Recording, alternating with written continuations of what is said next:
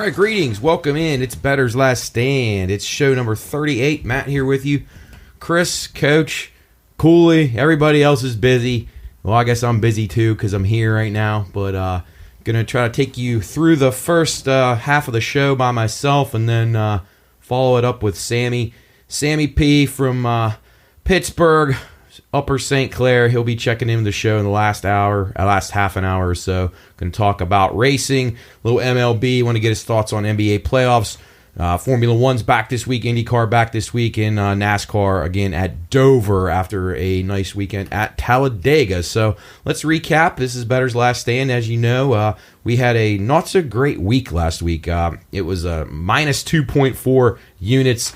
As we were down on the week. Not terrible, but not great either. Chris had a rough one. He was 0-3 in NASCAR and 0-2 in golf. I wasn't much better. I was up a half unit in all my plays. 7-4 in Aussie Rules, 3-0 in EPL, 2-2 in XFL. NASCAR, some bad luck. We'll talk more about that with Sam later in the show. But cars that were running up in the mix, Brad Keselowski, Ryan Blaney, those type of guys, just couldn't get the job done. Couldn't get the win. Kyle Busch comes out on top. Just didn't get the money. It just happens like that. It's kind of like that in golf as well. Had a few teams dancing around in the golf as well, and the Zurich Classic, and couldn't get anybody home. Just down the stretch, we just didn't get the performances we needed. So that's going to happen to you as a bettor. Coming up on today's show, though, we're going to talk a little bit about the NFL draft. We're going to give you a few thoughts on that as we get ready to start that tomorrow. And then NHL playoffs, full swing right now. XFL playoffs begin this weekend, so that should be exciting. USFL as we enter the third week of USFL. So we're starting to get kind of an idea of who's who sucks and who can't score, at least. Talk very briefly about golf. This is a terrible golf week. Mexico Open, just a horrible field. I'll get into that here later in the first segment. Going to spend the second part of the three segment of the the second segment of the three here on Bettor's Last Stand. We're going to talk Kentucky Derby. I'm going to go through some of my early thoughts on this as we start to get an idea of the 20-horse field for next Saturday's Run for the Roses. Got some thoughts on that. Gonna share some theories with you and some just some strategies and just a way to some things that you want to start to look for, and as you start to get a plan for your Derby next weekend. And then as I said, the last segment of the show we'll be talking with Sam. He'll be Skyping in. We'll talk MLB. Get his thoughts on the Brian Reynolds deal being signed for the Pirates the other day. NBA playoffs, F1 at Azerbaijan. We got Indy down in Alabama, and we got NASCAR at Dover. So lots to talk about. It's an exciting time of year. I know it gets overlooked a lot, but pretty good time of year. Got the horse races coming up here. You got lots of playoff action with NBA and NHL. You got golf, another golf major here in a couple of weeks, the PGA Championship. And then you have NASCAR every week. F1 will start getting a little bit more regular. You got the NFL draft on Thursday, so lots to discuss. Lots of chances to win some money. So if you're not familiar with betting, continue to watch the show. If you have questions, reach out to us. Contact at thepineroompodcast.com.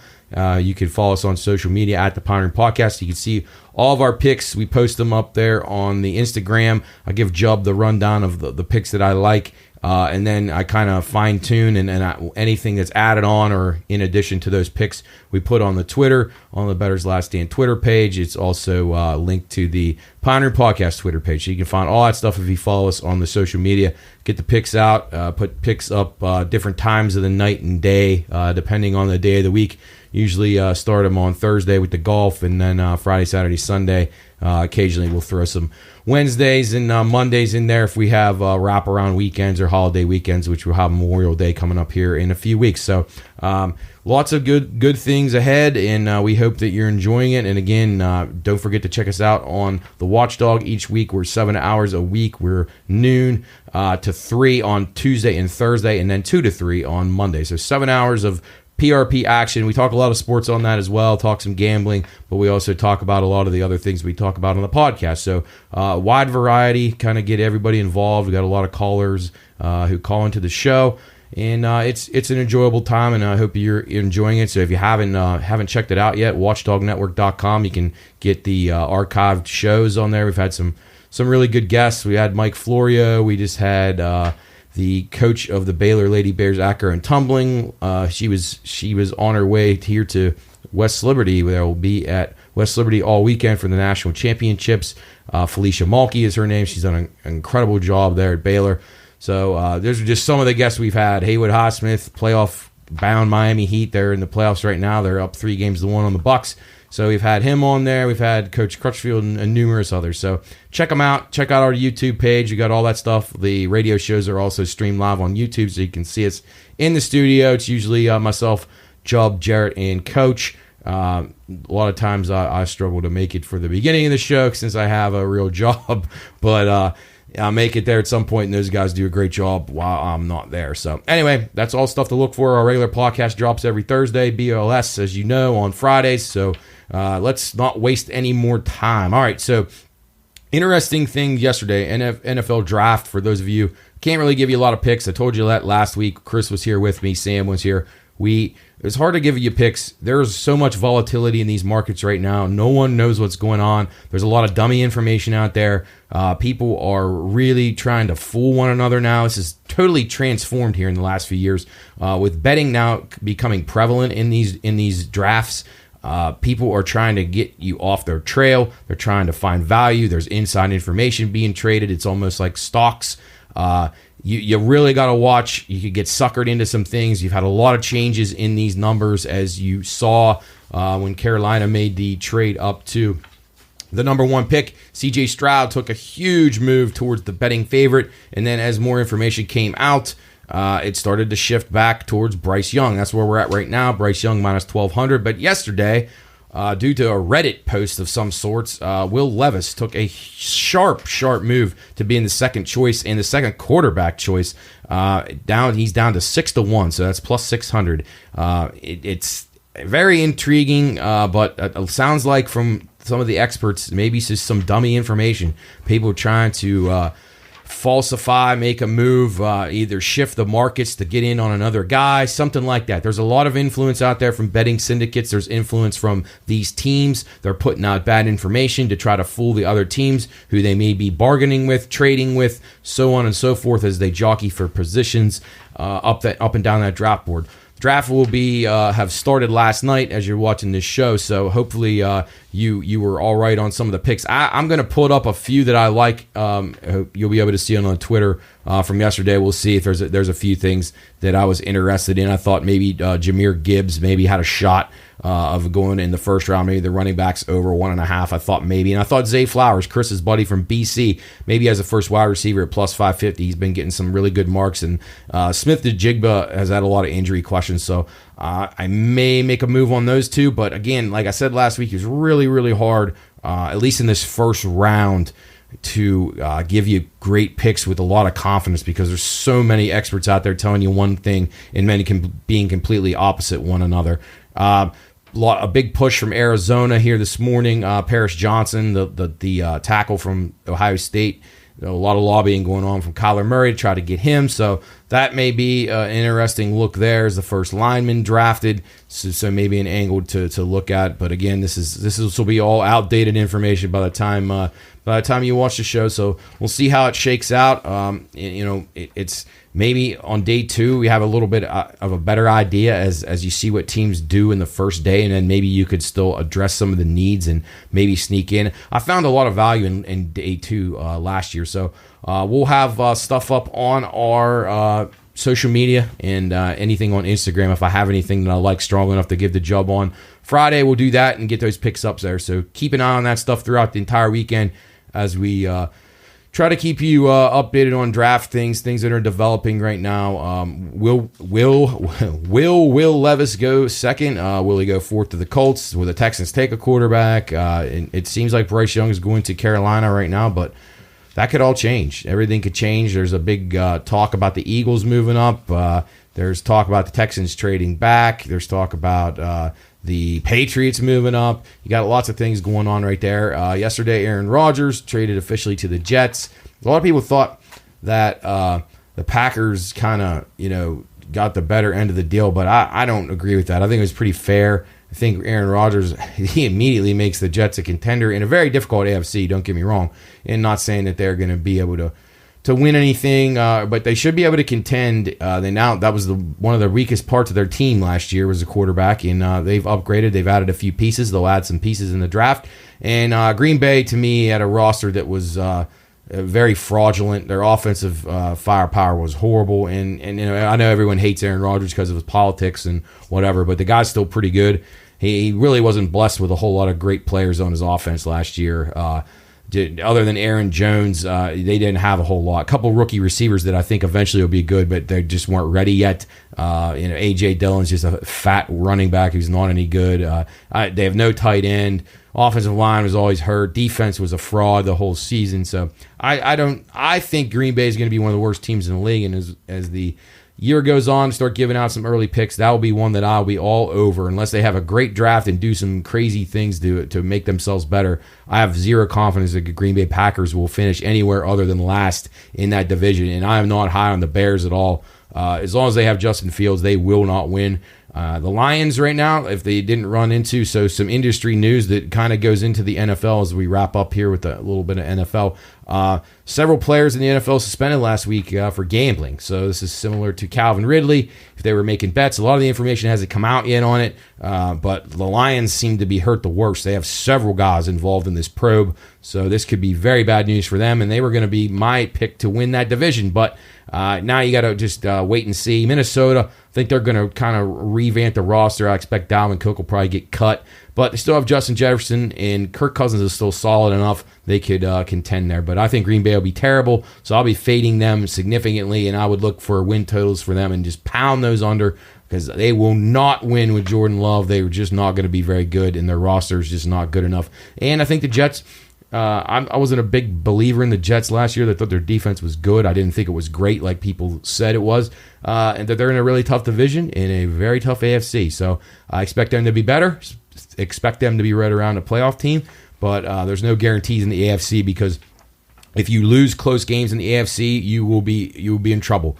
You got to win the games that you're supposed to win, and you got to win some close ones because if not, all kinds of teams are going to be lobbying for those playoff spots. There's just too many good quarterbacks, and it's going to be tough. But Rodgers gives them an immediate chance to be better, and I think he will do that. All right, shifting gears over to hockey right now. Hockey playoffs full swing right now. It's been really, really enjoyable to watch these 4 games a night most of the time. We had 3 last night. Nobody's clinched yet, so we've got everything still up in the air. You got some teams that are going to finish them off tonight. Boston, whether or not they can get the job done. Patrice Bergeron's been out of action, but he is expected to return, so you have to figure that the Bruins would be your most likely first team to win their series, which I guess everybody would have expected that from the beginning. The Panthers have played pretty well in this series. I feel like they played about as good as they can, and they're just not good enough. Boston's not been great, but they haven't had to be.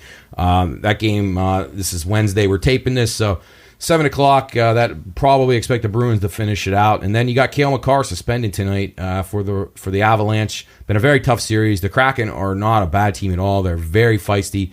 Great home crowd advantage up there in Seattle with their first ever playoff appearance. You'd expect that.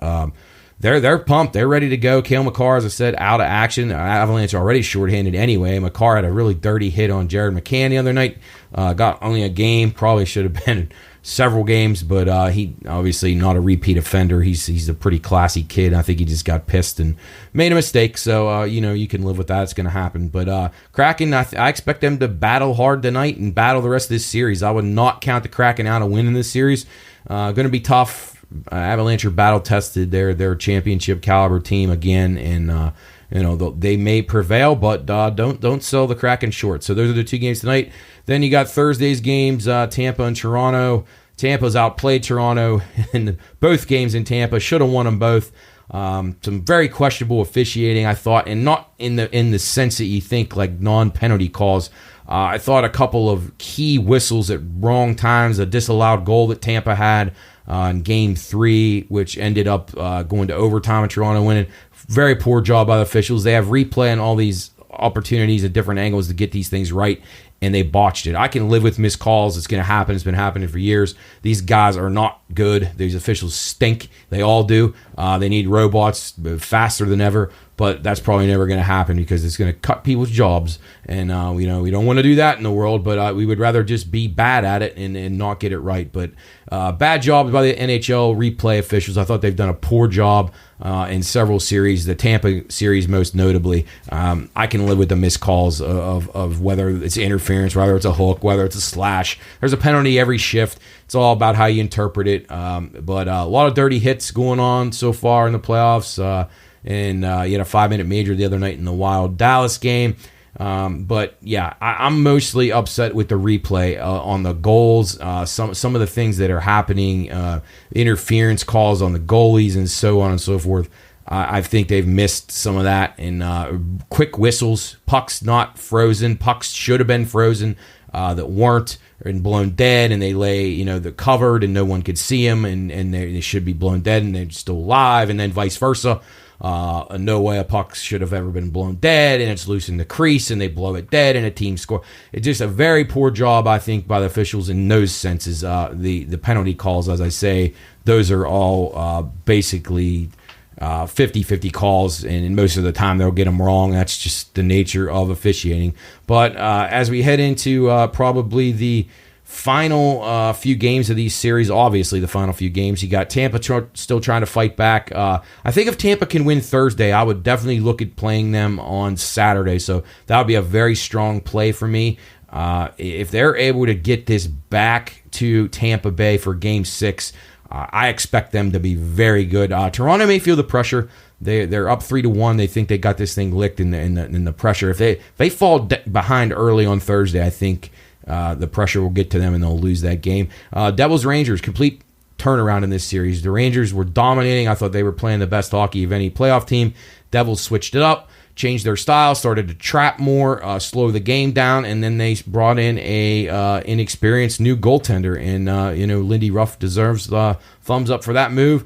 He knew his team was in trouble. He made a couple moves, and they have worked out. So the Devils will be in action at home back at Prudential Center on Thursday to host the Rangers. That's going to be a great game. These games have now slowed down a lot. Probably of all the series right now, that's the best series that look at unders. The rest of these series, you're struggling to get unders. You got low totals, and you have empty net goals with 4 and 5 minutes to go, and lots of variables in these games. Toronto and Tampa has been a score fest. Even the Bruins maybe. But that series is due to finish up, and Florida will, pull the goalie with 8 minutes to go if they have to, because they have nothing to lose. So got to be leery of that. But Devils Rangers, nip and tuck series, think it'll go 7 games, and I would expect the unders to continue in that with the style of play and the goaltending now improve for the Devils. I think you got some definite unders to look at there. That's a Thursday game, and then their Game 6 would be back at the Garden on Saturday night. So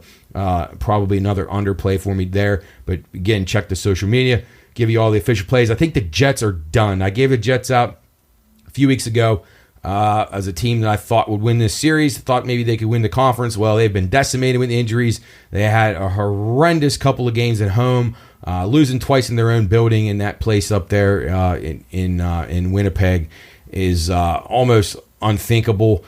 But they did, and I think the Mark Scheifele's out tonight or tomorrow night, so I think the Golden Knights will probably finish them off. Unfortunately, our Jets aren't going to get the job done. And then same along the same line, the poor Kings when you blow 3-goal leads to Connor McDavid in Edmonton at home, it's not going to turn out well for you. And even though you've played a really good series, the talent eventually shines through, and the Kings just couldn't hang with Edmonton last night. A 6-3 loss. They get another crack at it. I think maybe they could win one more game there, but just the game on Sunday when they blew the 3-0 lead, you just can't recover from that. And Tampa did the same thing, but the Kings just don't have the firepower. Tampa's able to come back a little bit in series like that, but the Kings don't. That's a game they absolutely had to win. If they win that game, I think they absolutely win that series. So it's just unfortunate, but that's the way it goes when you're betting. You gotta,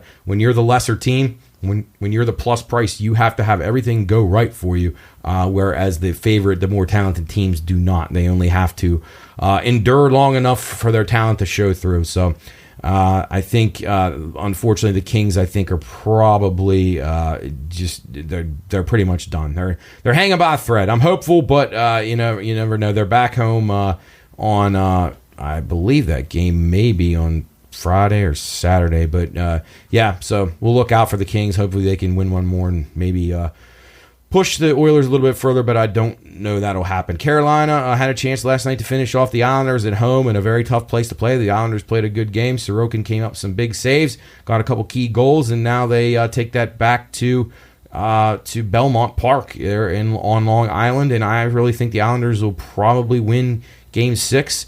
And I expect probably they're going to be a Game 7. I guess there would have to be if I think the Islanders will win Game 6. So I think I'm going to be hopeful that the Islanders can pull that out. I'm not impressed with Carolina. I think they're very, very beatable. Not great goaltending, not great defense. I don't know. They're a solid team, but I don't like them against the Rangers, Bruins, Toronto, any of those better teams in the East, Tampa, even if they were to get through, or the Rangers or Devils. I just don't like Carolina at all. I think they got too many holes, and they got a lot of injuries, but they're playing good, just barely good enough to be beating the Islanders right now. So Dallas in the Wild last night, 5-minute major early. Dallas gets a couple goals on that and never looks back. They lead that series 3-2 now. That one I expected to go 7 from the start. Never had a strong opinion. Both of those teams very, very, very evenly matched. So we will keep an eye on that one.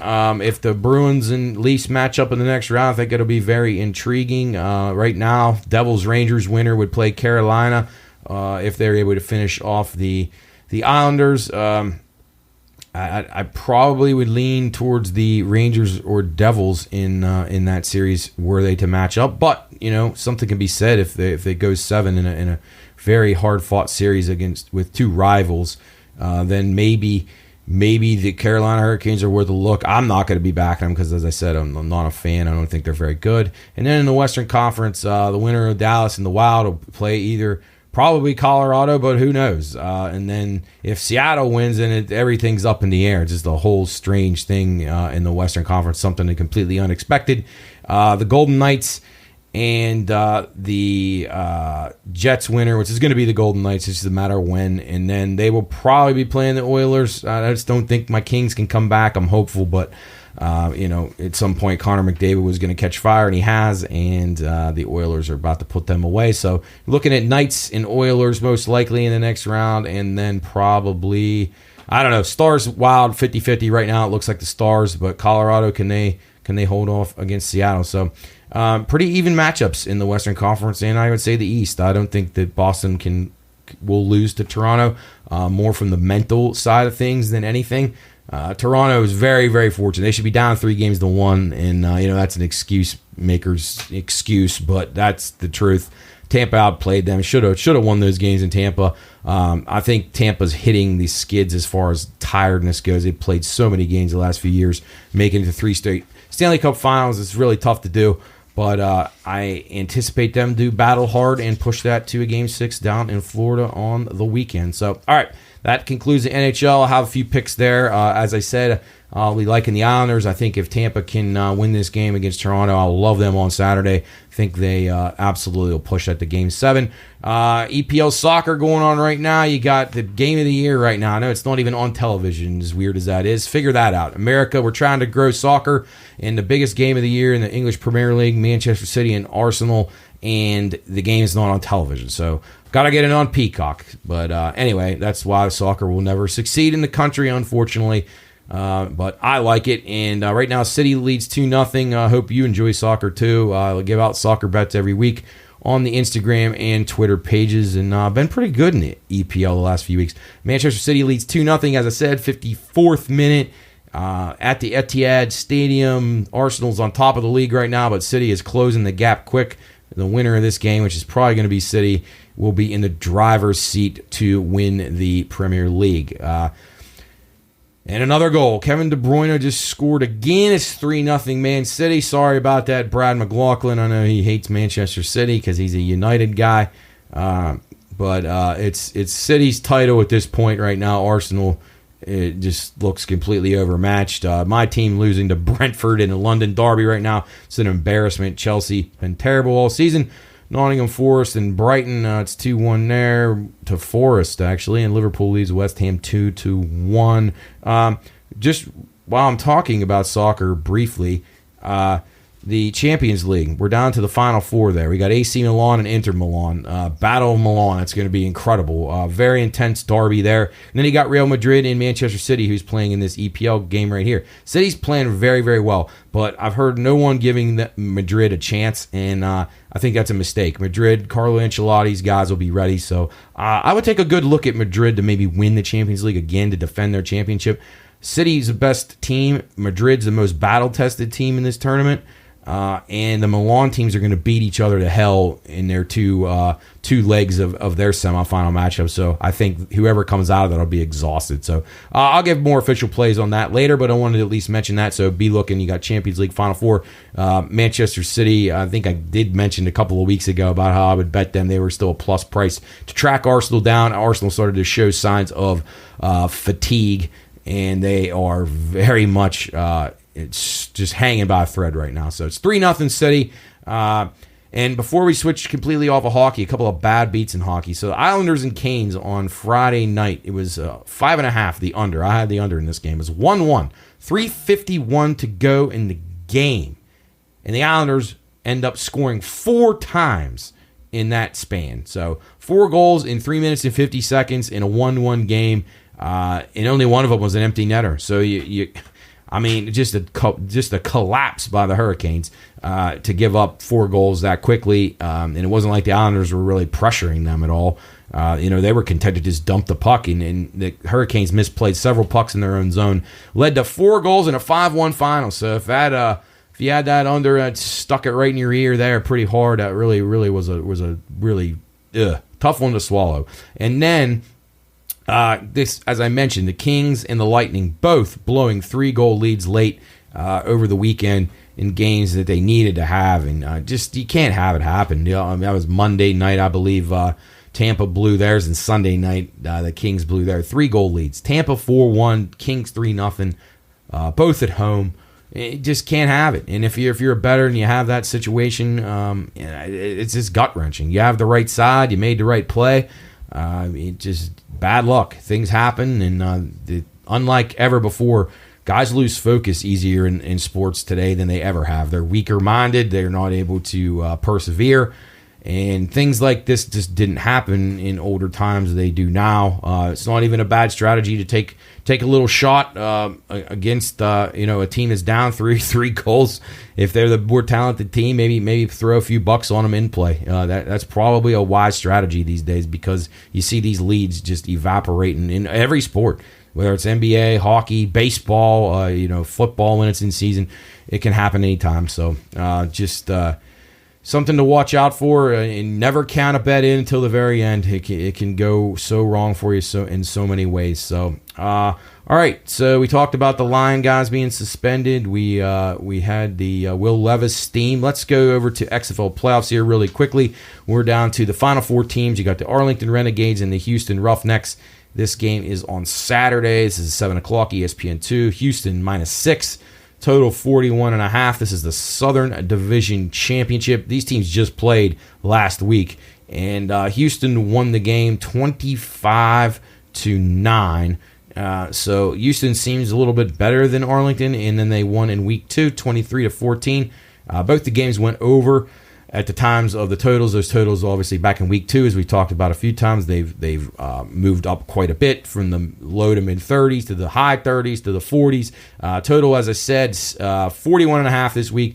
6-point home favorite for Houston. I may take a shot with Arlington plus the 6, seeing it's a playoff game, and I kind of like the over a little bit as well.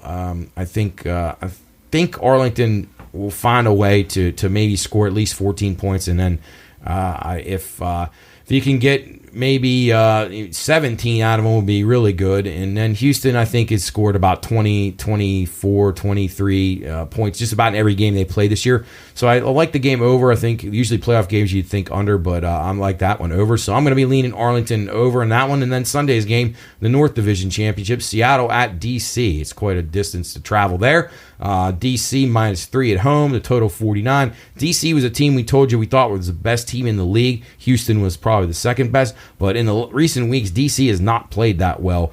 They just beat Seattle 34-33 in Week 8, so a very high-scoring affair. And then they also had a game 22-18. They beat Seattle back in Week 1. That game also went over by about 1.5. So both overs there. I actually like this game under. I think this will trend a little bit lower. I think DC will be a little bit more careful at home in a playoff atmosphere. They're going to have a good crowd, but I'm going to lean Seattle here. If I can get 3.5, I'm going to be looking for the 3.5. If I can get 3.5, I'm taking them, and then I'm definitely going to be making a play on the under. So those are my picks in the XFL. Again, you can check them out on the social media.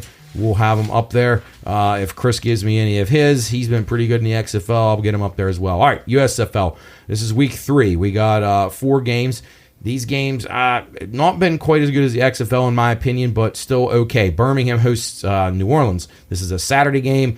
Birmingham, who just dismantled somebody, I can't remember who it was, but they crushed them. I think the team only had 2 points. So a beat down there. Birmingham, the defending champions, they've been very good. They're -6 at home, total 48.5. I'll be leaning Birmingham in this game. New Orleans, they're just not very good. Memphis, the Memphis Showboats at the Houston Gamblers. Memphis, a 1-point road 1-point road favorite on the road in Houston, total 43.5. I'm going to lean Houston here. I think they'll win the game. They've had 2 close games so far. They're 0-2. Both teams are 0-2. I think Houston gets it done here. If I can get them plus the points, I'll be happy to have that, but I'll definitely play a money line as well. If I can get them plus money, I'll be on the Gamblers. And then Sunday, you got 2 games. The Pittsburgh Maulers, who are really, really bad. They're 0-2, and they're 2-0 to the under. They take on the Philadelphia Stars, who lost last week, but had won in week 1. Philadelphia, -6.5, total 44.5. Total's too high. Pittsburgh, really bad offensively, so I'll be playing that game under. That's a very strong play. And then New Jersey and Michigan, a 4 o'clock kick on Sunday afternoon. Michigan -4.5, total 44.5. Be going with the under in this game as well. So 2 unders on Sunday, and then the 2 home teams on Saturday in the USFL. All right. So as we wind down segment number 1, just really quickly, Mexican Open here. Like I said, a terrible, terrible field. John Rahm, runaway winner of this tournament last year. He is a almost 2-1 favorite in a golf tournament, which is just unthinkable. So he will probably end up repeating. Tony Finau is second choice at 8-1, and then you got a giant gap to 16-1 with Wyndham Clark and Gary Woodland at 22-1. I cannot recommend anything here as far as betting anybody to win this tournament outside of Rahm, and his price is too short. Finau, his price is too short.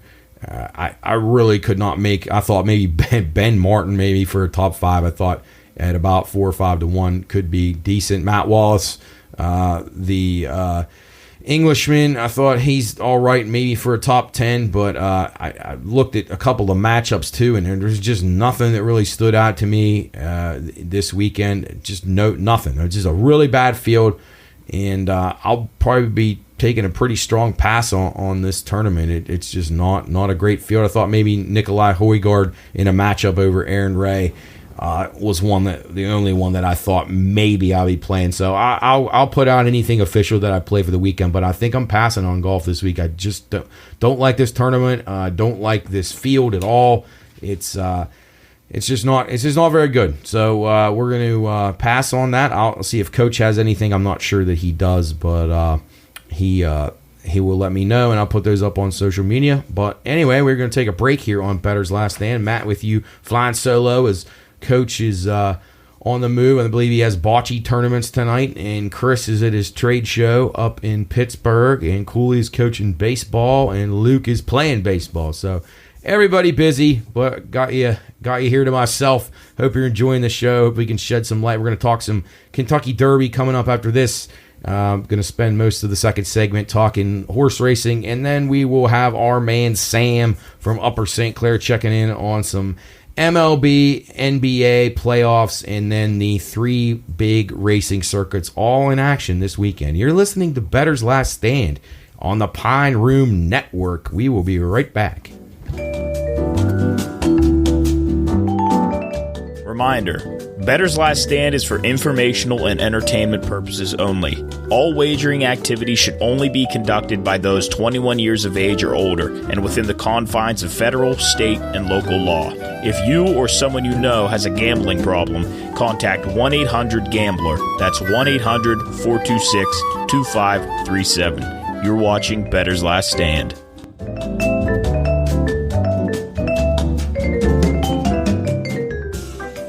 All right, welcome back in. It's BLS. Matt here with you, flying solo, as I mentioned earlier.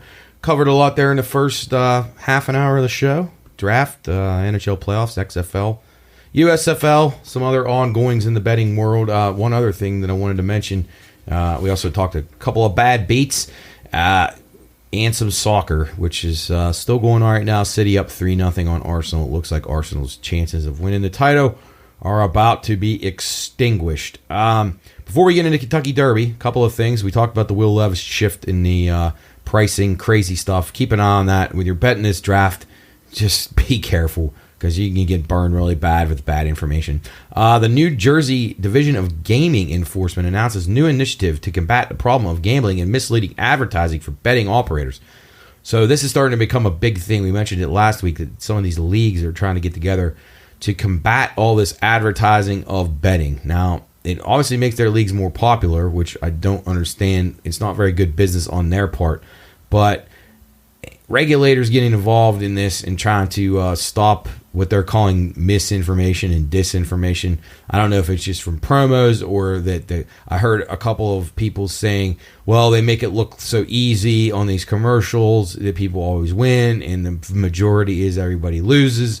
Or majority, but the majority of people lose. The fact is that most people lose, and pretty much everybody loses. But I don't know. I think these sports leagues need to be careful because if they piss people off, it's only going to hurt their product. A couple of them are only even alive and flourishing because of betting.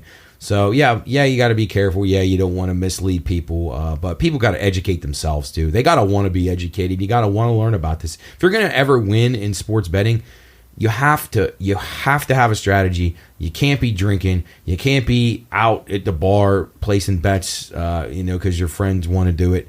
If you want to win, you're never going to do it like that. You need to pick your spots. You need to listen to shows like this and find good value on things. And we're not going to tell you. We're not going to sit here and tell you every week that we win because it's a losing proposition in the long term when you don't do it responsibly and have a plan. If you're betting every game, you're never going to win. If you're betting 3/4 of the games or half the games, you're never going to win. But if you're picking a spot and you have a strategy and you get data and you get trends and you have all these elements and things lined up to give you data points to make a strong selection, then you have a chance of coming out ahead. But you're not going to do that unless you educate yourself and try to expand your betting board and your options. And there's so many things out there. There's more than ever before. If you hunt through these things and you look through them, you can find opportunities.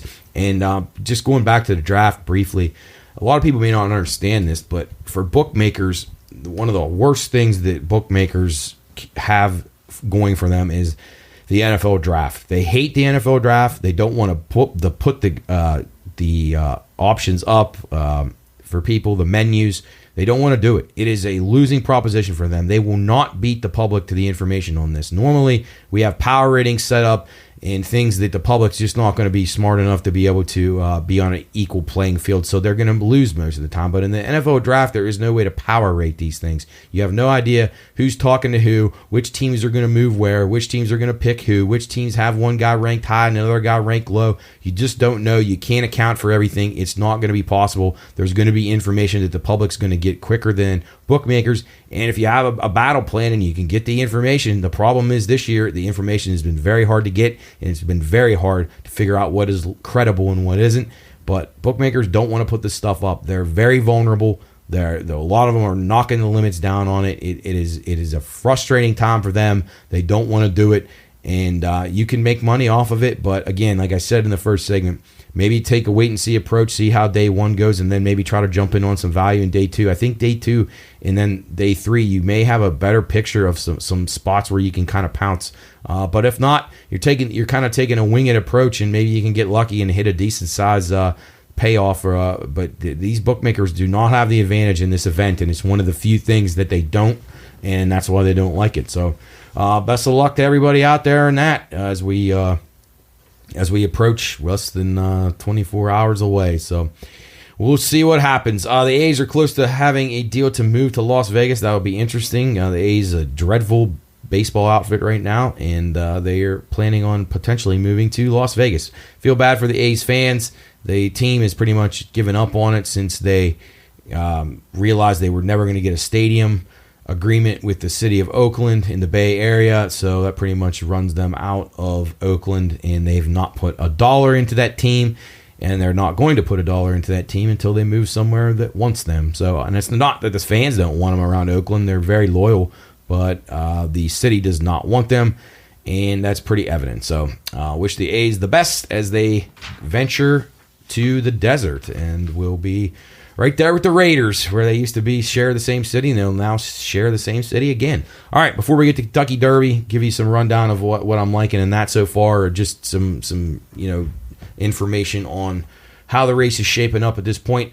I want to run through my Aussie rules for this week. This is going to be round number 7. This is week 7 would be the equivalent of that in the NFL. Last week I was 7-4, so not bad.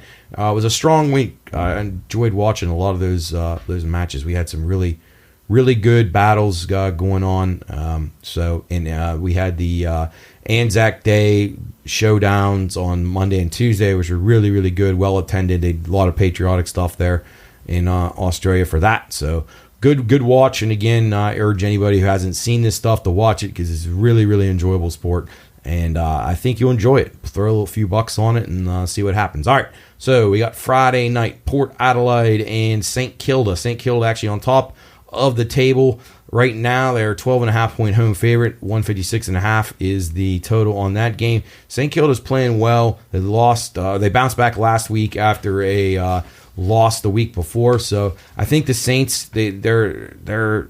I don't want to say that they should be favored to win the league, but they bounced back last week with a win over Carlton, and I think they probably will get the job done here at home. Port Adelaide, not a great road team, which you'll hear me say a lot of these teams are not great road teams. Port Adelaide lost one of their better players, their captain, last week, so I think they could be a little bit down in the dumps. They are 4-2, but they've won a couple games over some pretty poor competition, so I'll be leaning St. Kilda here, minus the 12.5 and the under of 156.5. All right, and a Friday night battle, 11:45 our time. So this is a game you could watch if you want to. Brisbane, the Lions at home. They host Fremantle. Fremantle's been dreadful this year. They've really, really been bad. They're 2-4. A really bad loss last week to Western Bulldogs. They almost lost by 60, I believe. So I'll be fading Freo here, but I can't go 36.5 with Brisbane, even though Brisbane's one of these teams at home. They're very good, and I think they could easily cover that. Take a look at in these AFL games. You have the range, the winner by range. So 1 to 39 points. Brisbane 1 to 39 points. You can probably get some plus money for that, or you can get over 40 is usually how they range it. I would go for the 1 to 39. I think Brisbane wins the game by between 1 and 39, but I don't think they necessarily cover the 36. So I'll be going with Brisbane to win by between 1 and 39 at home, who they're very good at home, and then the Fremantle Dockers, who they're hosting, and Brisbane that game over 177.5. I think Brisbane scores a lot of points at home, so we'll be going over in that game as well. All right, Saturday, early 12:10. Actually, this is a Friday night for all intents and purposes. Friday night, 12:10 a.m. Saturday morning. GWS, Greater Western Sydney Giants, visit the Sydney Swans. I like the over in this game.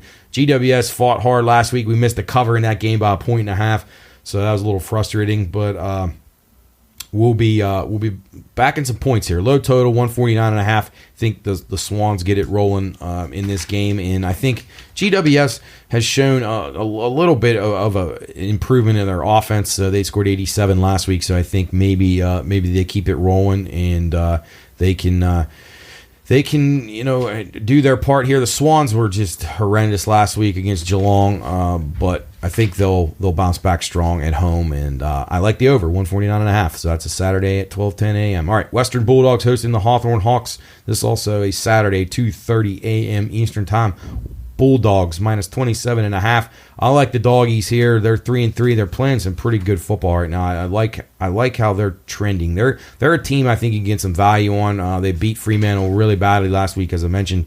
I'll be back in the dogs here again. 27.5, a lot to lay, but Hawthorn is not very good, and the dogs are good at home. They'll have that crowd rocking, and it should be a fun environment. All right, North Melbourne, showdown of Melbourne. They visit Melbourne, the Demons and the Kangas. The Demons minus 44.5 in this game, 172.5 the total. Demons top scoring team in the league. I'll be going with the Demons minus 44.5, or you can do the range 40 plus points if you don't want to. If you're worried about them, win about 41-2-3 or whatever, you can do 40 plus. I recommend that. It'll still be a little bit safer. And then the over 172.5. Kangaroos can't stop anybody. Their backline's really bad, almost as bad as the next team we'll talk about. West Coast. West Coast host Carlton. Not impressed with Carlton. They're 25.5 point road favorite here. The total 173.5. I'm liking West Coast here a little bit. West Coast gives up a lot of transition points, but I think they can score a little bit, and they do play a lot better at home, even though despite their 1-5 record. So I lean towards West Coast in that game, catching the points. If it goes up above 25.5, definitely get on them. And then probably lean to the over there, as West Coast, as I said, not very good defensively, and Carlton's looking for something to get their offense clicking. Geelong back at it, 3 in a row. They've won. They're the defending champions. 15.5 point road favorite. This is 11 o'clock p.m. Eastern time on Saturday night. So this is another game you could check out. Geelong 15.5, as I mentioned, 169.5 on the road at Essendon. Don't be fooled. Essendon's not very good. They're 4-2, but suspect 4-2. I'll be back in the Cats. They're starting to get it clicking. Dangerfield and Tom Hawkins. I mean, these guys are really good. So their front line is very good. Their ruckman's very good. Geelong kicking it in gear. I like the over in this game as well, 169.5. Sunday's action, 1:20 a.m. Sunday. Gold Coast visits Richmond. The Tigers, 17.5 point favorites, 169.5 on the total. I like the under in this game. Richmond, not great on offense. Watched them. I was against them last week in a game that I had under, and it turned out pretty well for us. Richmond really wore down in the late stages of the game against the Melbourne Demons, but I think they'll win this game. They're better than Gold Coast, a team who I've been high on. At Gold Coast just can't seem to get it together. I like the under in the game, though. I think Richmond probably wins it. So if you want to do the range 1-39, they probably are good enough. They need a win. They're only 1-4-1, and they'll play well at home. So back to Tigers 1-39, and then under 169.5. And then the last game of the week, 2:40 a.m. on Sunday morning. The Crows of Adelaide host the Collingwood Magpies. Magpies 6.5 point road favorites, 168.5 the total. Collingwood's 5-1, but I don't know how good they are. I'm not super impressed with them, and I will be back in the home team here. I think that the Crows have played some really tough games, a little battle-tested. They've got a really good home environment, so I think they'll be pretty pumped up. I know Collingwood coming off of a nice win against the Bombers, but I don't think the Bombers are very good. So I'll be back in the Crows here, maybe take a shot on the money line with them, or the 1-39, and get the nice plus money there. So again, the Crows on the Sunday night final game of the week, and that is Aussie Rules Round 7. Just couldn't think what I was going to say. Yeah. Aussie Rules Round 7. Hope everybody gets in on those. Again, you can check our plays out on the Instagram page, on the Twitter page, as I take a gulp here before we get into Kentucky Derby. Tough doing this solo. You can't pass it off to anybody. But anyway, let's talk Derby. So Kentucky Derby a week away. We got a 20-horse field. We have our first scratch came out the other day. Blazing Sevens, Chad Brown horse. Now I expect what's happening here is Chad Brown has done this a few times. His horse was well within the points to make it into the Derby. He's decided to pass. I think Blazing Sevens is a horse that you're going to hear me mention in the lead up to the Preakness. Chad Brown's done this a few times. Cloud computing, he did it last year with the horse escapes my mind, but I had him. Gave him out on these shows. This was a strong play, and he won. Jose Ortiz was on him, and I can't think of his name. But anyway, Chad Brown's done a really good job of spotting his horses to maybe they're not quite ready for the 20-horse field Derby, and they would pick the spot of the Preakness, and he's had a really, really, really good success with getting his horses ready for that Preakness and having them live, especially competing against some of the more tired horses who competed just a couple of weeks earlier in the Derby itself. So they haven't drawn the post positions yet for the Derby. They will do that next week, and so it's really, really tough to make official plays of any kind, but I'm going to go through the field with you here really quickly. Forte, he's the favorite, 7-2 morning line. He won the Florida Derby for Todd Pletcher. Very impressive. He's a strong horse. You can see it in just all of his running lines. He's very businesslike. He's got everything that you would expect. A top-level thoroughbred. He's got Rapoli Stables, St. Elias Stables, two of the most successful ownership groups in racing. And there's nothing not to like about this horse. I mean, it's got the best jockey, Irad. It's got the best trainer, Todd Pletcher. It's got the best owners, Rapoli, St. Elias. I mean, you can't really go wrong with it. Horse has won 6, 7. I think he's won 6 out of 7 or whatever. But won over a couple $1 million already, and he is. He's the horse to like here. But as we know in the Derby, a lot of times the better horses don't always win. They get tough trips. Things go wrong, as you saw last year with Rich Strike running down the two favorites at the very end because he had the better trip and the good ride, and he saved the ground. So anything's possible when it comes to that. So Forte is definitely one we'll be keeping an eye on. He's going to be a contender, obviously. So don't discredit him. Probably going to be one you're going to want to have in your superfectas and your trifectas. So don't dismiss him just based on him being the favorite like I do. I'm always trying to beat the favorites, and that's the way you win in horse racing, is to try to beat the favorites. Sometimes you can't, and sometimes you have to be able to say, I can't beat him, I have to go with him. So if you're playing multi-race exotics and Forte's your guy, then you go with him and you single him, and then you try to spread in other spots and beat favorites in other ways. But if you're just playing this race and you want to try to take a shot with him and you don't think he'll win, but you still want to include him in there, so box him up in your tries and your supers and so forth.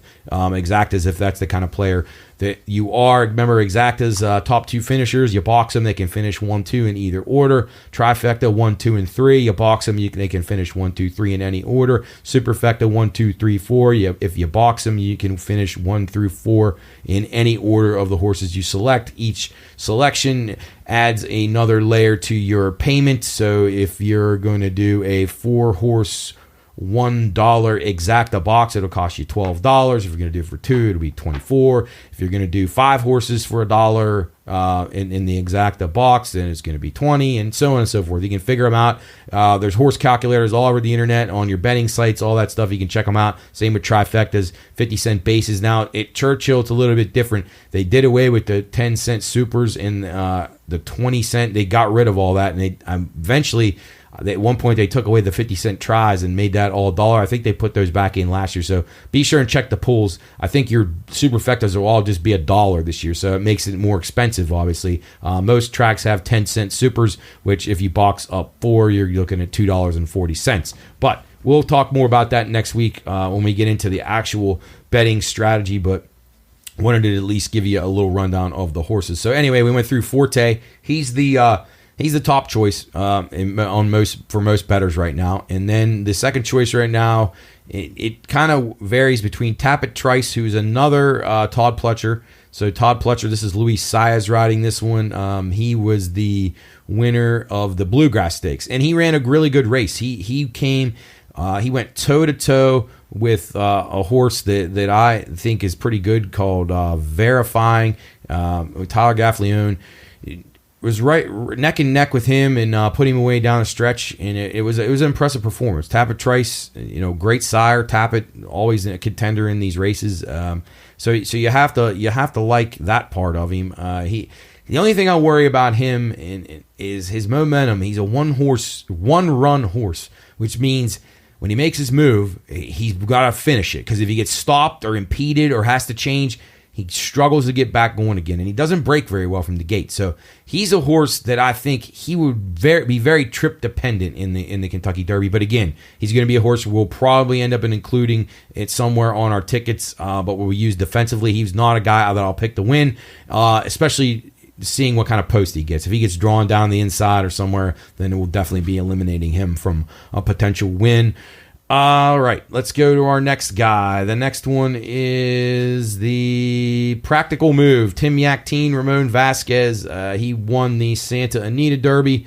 Didn't do anything wrong. The California horses in recent years, since Bob Baffert has lost a lot of his horses because of his issues with being suspended and doping and things like that, he's had a lot of people take their horses and go elsewhere. Tim Yakteen's benefited from some of that. He actually had a horse last year in the Derby that was a Baffert horse, and he's got one in Reincarnate, who we'll get to a little bit later, who was a Baffert horse. But this actually was Tim Yakteen's the whole time. Ramon Vasquez, solid rider out west. We'll see. I mean, he's not somebody I'll dismiss, but he's probably not going to be one that I'll be on. All right, next one, Angel Empire. 8-1, Brad Cox, Flavian Pratt. He's a closer. Won the Arkansas Derby. The only thing I worry about him, some of his, if you're familiar with dosage, and I don't have enough time to go into all this with you, but if you have questions, again, contact at theprimarypodcast.com. There's dosage indexes, and I value these a lot as far as eliminating horses. And it kind of basically takes your bloodline and how these horses are bred, whether they're bred for stamina, whether they're bred for speed, and then your bloodline, how you're accustomed to running the classic distances, which are the Kentucky Derby, the Preakness, the Belmont, these types of giant stakes races where you're looking at 1 1/8 or a little bit longer. But the dosage index kind of balances out a horse. If he has too much speed and not enough stamina, or not enough stamina and too much speed, or too little speed and too little stamina, you want to find a balance there. And when I did Angel Empires, his dosage speed was way, way, way out of wax with his stamina. So even though Brad Cox, a strong guy, and usually you don't see. You see these dosage index, speed index is very high for speed type horses, forward placed horses, but Angel of Empire is a closing style horse, which is very odd.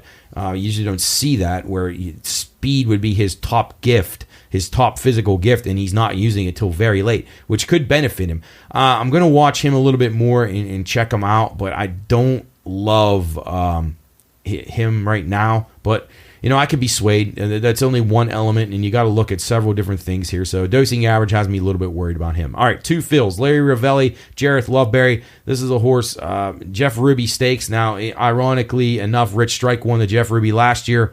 He's 80-1. You can't discredit these horses, but man, winning your race to get in here on synthetic, Larry Ravelli, just an all right trainer for small tracks. Jareth Loveberry, he runs at Mountaineer sometimes.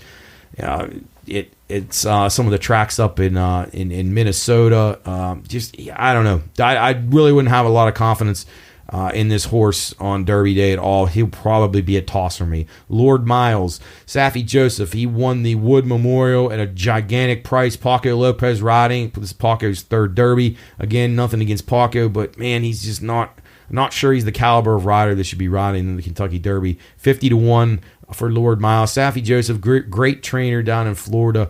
This is a closing style horse, so if you think there's going to be speed, which this is tough. There's not a speed horse in here that I think is like a dominating speed horse, but there's probably 5 or 6 who are very forwardly dependent. So you could have a fast pace despite not having true sprinter type horses in the field. So that could play into a role. I think if you're going to play teams, play horses that are close to the lead, sitting just off, or some of the closers if you think the pace could melt down. That's something that we'll talk about next week and kind of zero in on. So Lord Miles, probably going to be a toss for me, but I will proceed and see how these guys, they're doing their last breezings this week. Some of the horses are continuing to work leading up to this. So I want to make sure everybody's clean, see what post they draw, and then start putting the pace scenario together. Next horse, Derma Sodagake. He's a Japanese horse. Very, very high on this horse. The Japanese have done a ton with their breeding. They've bought some of the best sires in the United States, in North America, and have taken them to Japan and have figured out ways to compete now on the North American circuit. They're coming here and winning Breeders' Cup dirt races. They used to only ever be able to win on the grass like the Europeans, but they have now made themselves a force. They're winning Breeders' Cup top-of-the-line races that are better than this Kentucky Derby. The Japanese are winning, and they have put so much money, so much time and effort in planning on how to breed these horses one time after another. Sunday Silence, one of the Triple Crown type horses back in the late 80s. That was the first one that they got, and they have continued to just strengthen these bloodlines of these horses and continue to get very good horses from the United States that they can put into their bloodlines to serve a certain purpose of trying to find classic distances that they can balance out, as I mentioned, the dosage. But these guys have figured out plans that are working, and they are going to surpass North American horses. North American horses are being bred to go shorter and shorter and shorter because their bodies, they're worried about them breaking down. The Japanese are not. They're doing this safely. They're getting these horses ready to run distances. And Derma Sotogake is a horse that I'm very intrigued by. He won the UAE Derby. I'm not going to go as far as say he's my official pick, but he would be my lean at this point. He's Mind Your Biscuits. His father was a very good sprinter, ironically, but he had a little bit of stamina in his underside to go these classic distances. So Christophe Lemaire, a very good French rider who's ridden in Japan for several years, will be coming in to ride him. So I'm pretty good about that. He sits right off the leaders, so I like his spot where he'll probably be if he draws a good post, which we'll see next week. My luck, he'll get the one post and ruin everything for me like last year, but we'll hope for the best there. But yeah, if he gets a good spot, I think Christoph puts him in the right area to start the race, and I think he's going to have a really good chance. So we'll follow up on that for next week and hopefully be able to zero in. All right, next horse, King's Barnes. He's another Todd Pletcher, Uncle Mo. Hasn't named a rider yet. I'm going to guess it's going to be Jose Ortiz. Jose doesn't have a mount yet. He's one of the best riders in the world. This horse will be up front as well. He won the Louisiana Derby. You know, he's got some good trips. I mean, he's not been flashy, but he's been very workmanlike, and I think he's a horse that could hit the board. So we'll keep him in our minds. Raise Kane. This is Ben Colebrook, it's Son of Violence, 40-1. No rider yet. Don't like this horse. Just think he's going to be way overmatched. He was fifth in the Bluegrass. He did absolutely nothing, and I watched the replay a few times trying to find something that I liked out of it. Not really. I'll go back and check it again, but couldn't get there. Next one, Rocket Can. He's 40-1. Bill Mott, had Bill Mott horse a few years ago. Country House. Wish I was doing this show then for you. Loved him, 65-1, and he ended up winning. It was a really, really good day for me, but I don't like the jockey here, Junior Alvarado. I know he's very loyal. Bill Mott's very loyal to Junior Alvarado.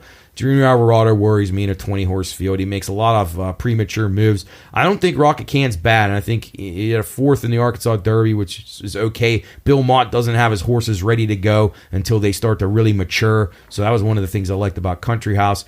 I don't hate Rocket Can. I was really hoping Jose Ortiz would ride this horse, but he ends up going with Junior Alvarado. I'll take a couple more looks at him. He may be a use for me, but I just don't love the jockey. Next one, Hit Show. Son of Candy rides. Brad Cox again. Brad Cox next to Todd Pletcher, probably the best trainer going right now. Manny Franco, good rider. He'll be on to ride there. He was second in the Wood Memorial. He got run down by a bad 50-1 horse, so I don't know. I didn't love Hit Show, but I'm not going to rule him out yet. We'll try to zero in a little bit more on him for next week. Confidence Game. This is another Son of Candy ride. Kent DeSormo, James Graham, a jockey that I'm not a fan of. Source will be around 30-50-1. He's going to be forward. He won the Rebel, but not a great race. I'm probably dismissing this horse immediately. Verifying, Son of Justify, Triple Crown winner Justify. Brad Cox again, Tyler Gaffalione, top jockey at Churchill Downs. He's definitely going to be a contender. This horse will be very up towards the lead. He ran second to Tappet Trice. He's getting better, but he's going to need his best effort to win this. He's probably going to be one that you want to include underneath. But we'll talk again as we zero in on the tickets next week. Sun Thunder was really high on this horse. His last race in the Bluegrass, he didn't really put it all together for Kenny McPeak, another Into Mischief, 30-1. Brian Hernandez, who's a pretty good local jockey, will be riding him. I'm not sure this horse has the talent to get there, but we'll keep an eye on him. I feel like he's improving. Wild on Ice, this is a guy named Toe Hill is the trainer, and a jockey that Mar is the trainer, and Toe Hill, who's a jockey. He's like 60 years old. I just don't think this horse has a chance, and I don't know why it's in here. It's going to be like 100-1. He won the Sunland Derby, which is an awful race to get in. Mage, who just named Javier Castellano this as the jockey. Gustavo Delgado is the trainer. Good Magic, good sire, early crop sire. He won second in the Florida Derby. Ran strong against Forte. Just made a good move. He actually beat Forte to the move. He made the first move on Forte, took the lead, and then Forte had to come run him down. So not bad. Mage, he'll be a consideration for me. Next one, Disarm, son of Gunrunner. This is Steve Asmussen. Gunrunner was a great horse. This is his first crop of sires. Joe Rosario gets the ride. I feel like this horse has been sandbagging. He's had an interesting trail. He ran into Lexington. He only ran third, and it was weird. They kind of geared him down like they just needed to get enough points to get into this Derby, and I don't think they were trying to win that race. So that's something that I definitely took into account when you're watching these replays. Figure out if these horses needed this race, because that was not Disarm's best effort. He was just very...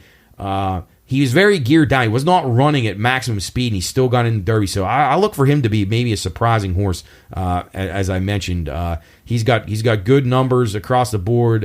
His dosage is good. It's in the winnable type area as far as his average goes, and his final fractions are, they're good too. And I'm going to talk about final fraction theory here. I've got a couple more horses to talk about, and I'm going to share that with you, and then we'll get Sam on here. All right, Reincarnate, our next one. Good Magic is the sire. Again, Tim Yaktine. This one came over from Bob Baffert. John Velasquez, the jockey, one of the best jockeys ever. This horse is going to be forward. He's going to be part of the pace.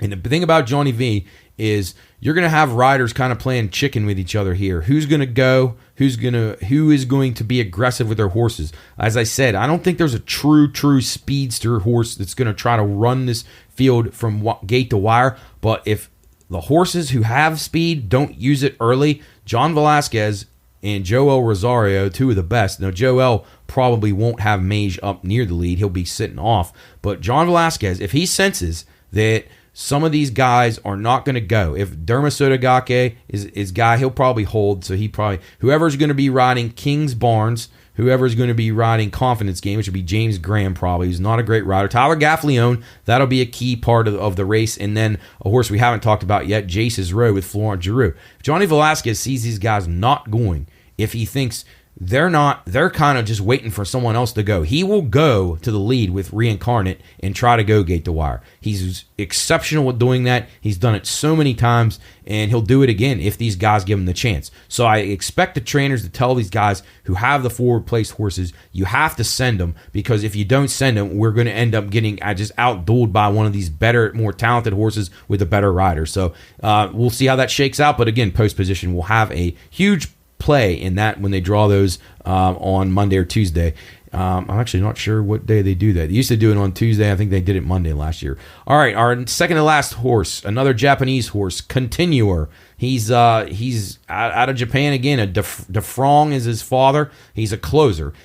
Not great. He had a bad workout the other morning. I watched some of the Clocker reports or listened to some of them. They didn't like the way he looked. Now, some of these guys, it takes him a while to get acclimated. He's coming from Asia. So he's not nearly the talent of Derma Sotogake, so I'd probably be passing on Continuer. But again, these Japanese horses are very dangerous to leave off your tickets as they continue to improve. And then our last horse who drew in Jace's Road, who came in for Blazing Sevens, who's out. He's a forwardly placed horse. Brad Cox, Florent Giroux. This is an interesting horse. This now puts another Brad Cox, great trainer, puts Florent Giroux in the race, a great jockey and an aggressive jockey. So I expect him to be up near the pace, and this is going to play a role in this race. So very important scratch and add-on already.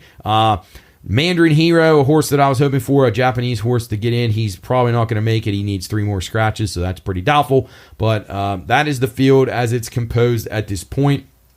We will talk tons about this next week and throughout our shows on Watchdog Network and our podcast leading up to the Derby. But just a few things I wanted to share with you. I mentioned the dosage index and how that works, but then you have your final fractions theory, which is a very interesting thing. It was created a few years ago, and it states this: if a horse finished the final furlong of his last 1 1/8 mile prep race in 13 seconds or less, or if he took no longer than 38 seconds to go the last 3 furlongs, then he met the requirement for the final fractions theory.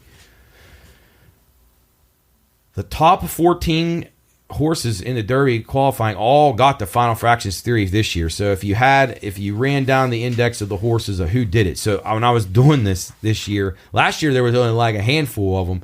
Now this year there's 14 of them that meet the criteria, and I'll give you the exact horses of who they are and whatever, and I'll put a link on there to Ron Flatter, who does an incredible job for Horse Racing Nation, and used to work for VSiN, and he's extremely sharp.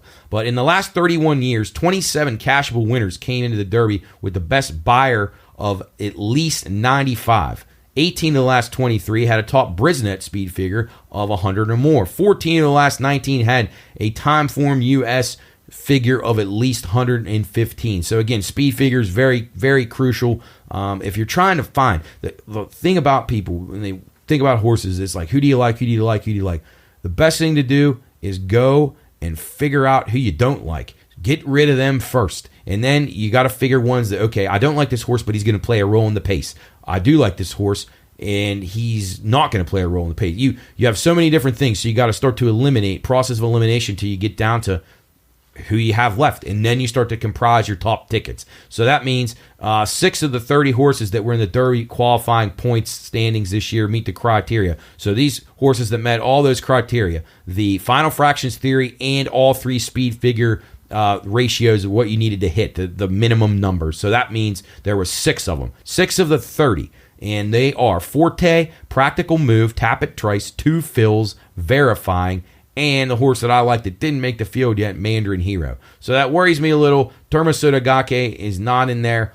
However, these Japanese horses don't have the Brisnet and Beyer figures. They only have time forms. So he's kind of eliminated from that because he never ran in a continent that had those speed figures. So he's kind of just eliminated by default. So I wouldn't exclude him just based on that. But anyway, that concludes our little rundown of the Kentucky Derby for this week's show. But again, I'm going to talk more about it next week with the guys, get some of the opinions, see what they got, see if they got questions for me. Again, if you have questions, call our show, 304-214-1600, Monday, Tuesday, or Thursday. Ask the question. Be happy to answer anything. I love to talk horse racing. I can sit here, talk about it for hours if you haven't figured that out yet. Or email us, contact@thepioneeringpodcast.com.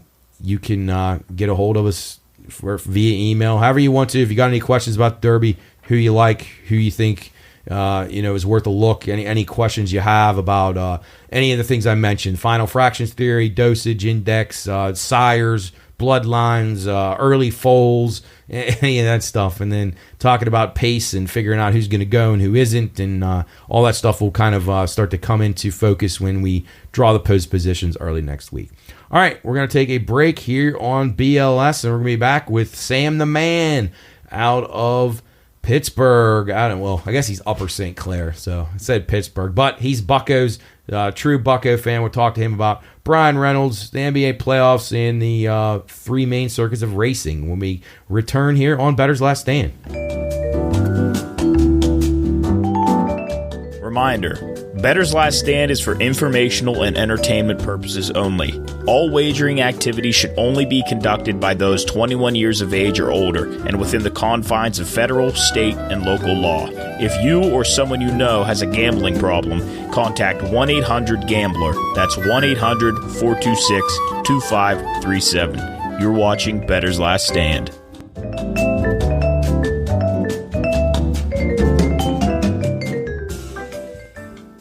All right, welcome back in Bettor's Last Stand. Matt here, joined by Sam, the man from Upper St. Clair. He's back with us for his, how many weeks is it now? 4? I think we're going to go with 4. We're going to go 4 or 5. Well, it's starting to become regular, and that's good. So thanks to Sam for joining us. I was flying solo the first part of the show today. Everybody's busy, but it's good to have somebody to talk to instead of yourself for an hour. But welcome to the show, buddy. How's it going? Yeah, man. Things are well. It's Wednesday, middle of the week. I got no complaints. How you doing? I'm doing well. Let's start right now with your Buccos. Brian Reynolds gets the contract finally, but then they let one get away yesterday. Yeah, that was tough. But you know what? I view that as that's just a baseball game. Honestly, it was right. Just like long season. I'm worried. I can't lie. I'm worried that this juju we got going on with the crowd and stuff. It's like, man, I don't want to look 3 or 4 months from now and just think like we won April and May and June. Right. And then, like, June, July, August, it just kind of goes down. It's got to just be this steady pace. I'm a little nervous. I can't lie. That game though, that was a good test game though. Against obviously a solid opponent. So it's you're gonna have games like that. Some of them are gonna go your way, some of them aren't. But there's really nothing to be ashamed of in losing a close game to the Dodgers. Although you would have liked to have had it being up 7-2. But yeah, you'll have it. See what they can do tonight. They'll look to bounce back. All right. So thoughts on Brian Reynolds? Where do you think it was? It was a good, fair deal. Are you happy with it? What's the observations? Yeah, I got no problems with it. I mean, if you're not going to sign him, who else would you sign to a contract like that? Because like Cruz, we all thought it before the season, and then I don't know how you feel about him in particular, but I'm kind of not on the fence. Just I have a different opinion of Cruz now that he's been out and we've played well and we've seen other people. Yeah, I'm not taking talent away, but I definitely think that we can get by without him. Yeah, I agree with that because sometimes you got a guy that's that talented, but he's just so raw and just has so many things in his game that he's got to improve on.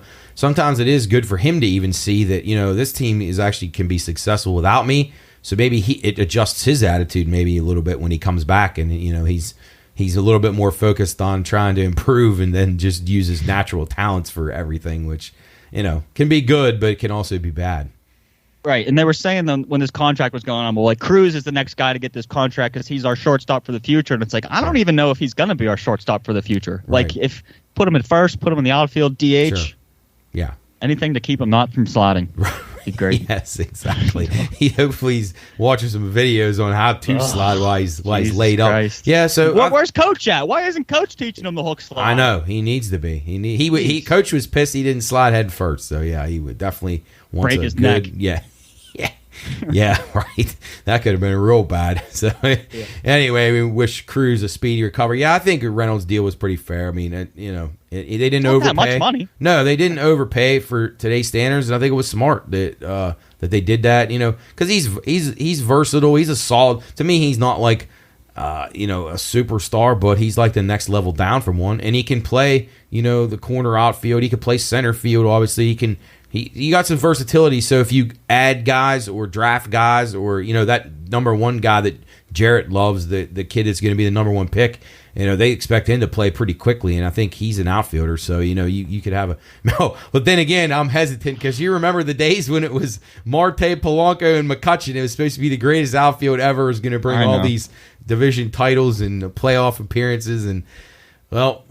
Gregory couldn't run the bases. Marte checked out halfway through his career, and then they didn't re-sign. What's up with, dude? Could you imagine if we still had Marte? I know. I always thought Marte was the most talented of the three overall. We would lead the league in stolen bases with him and Bay easily. He's a badass. I think Marte just, I don't know, again, another guy that just didn't, he was never in a culture where it taught him how to win, and then Gregory Polanco was a lost cause, but hopefully things are better in Bucco land the next go around. So at least they should have Reynolds and then this new guy that they're going to draft, the number one pick. So they should have at least two of their outfielders for the significant future locked in. So any other thoughts on baseball from last week? Anything stick out to you?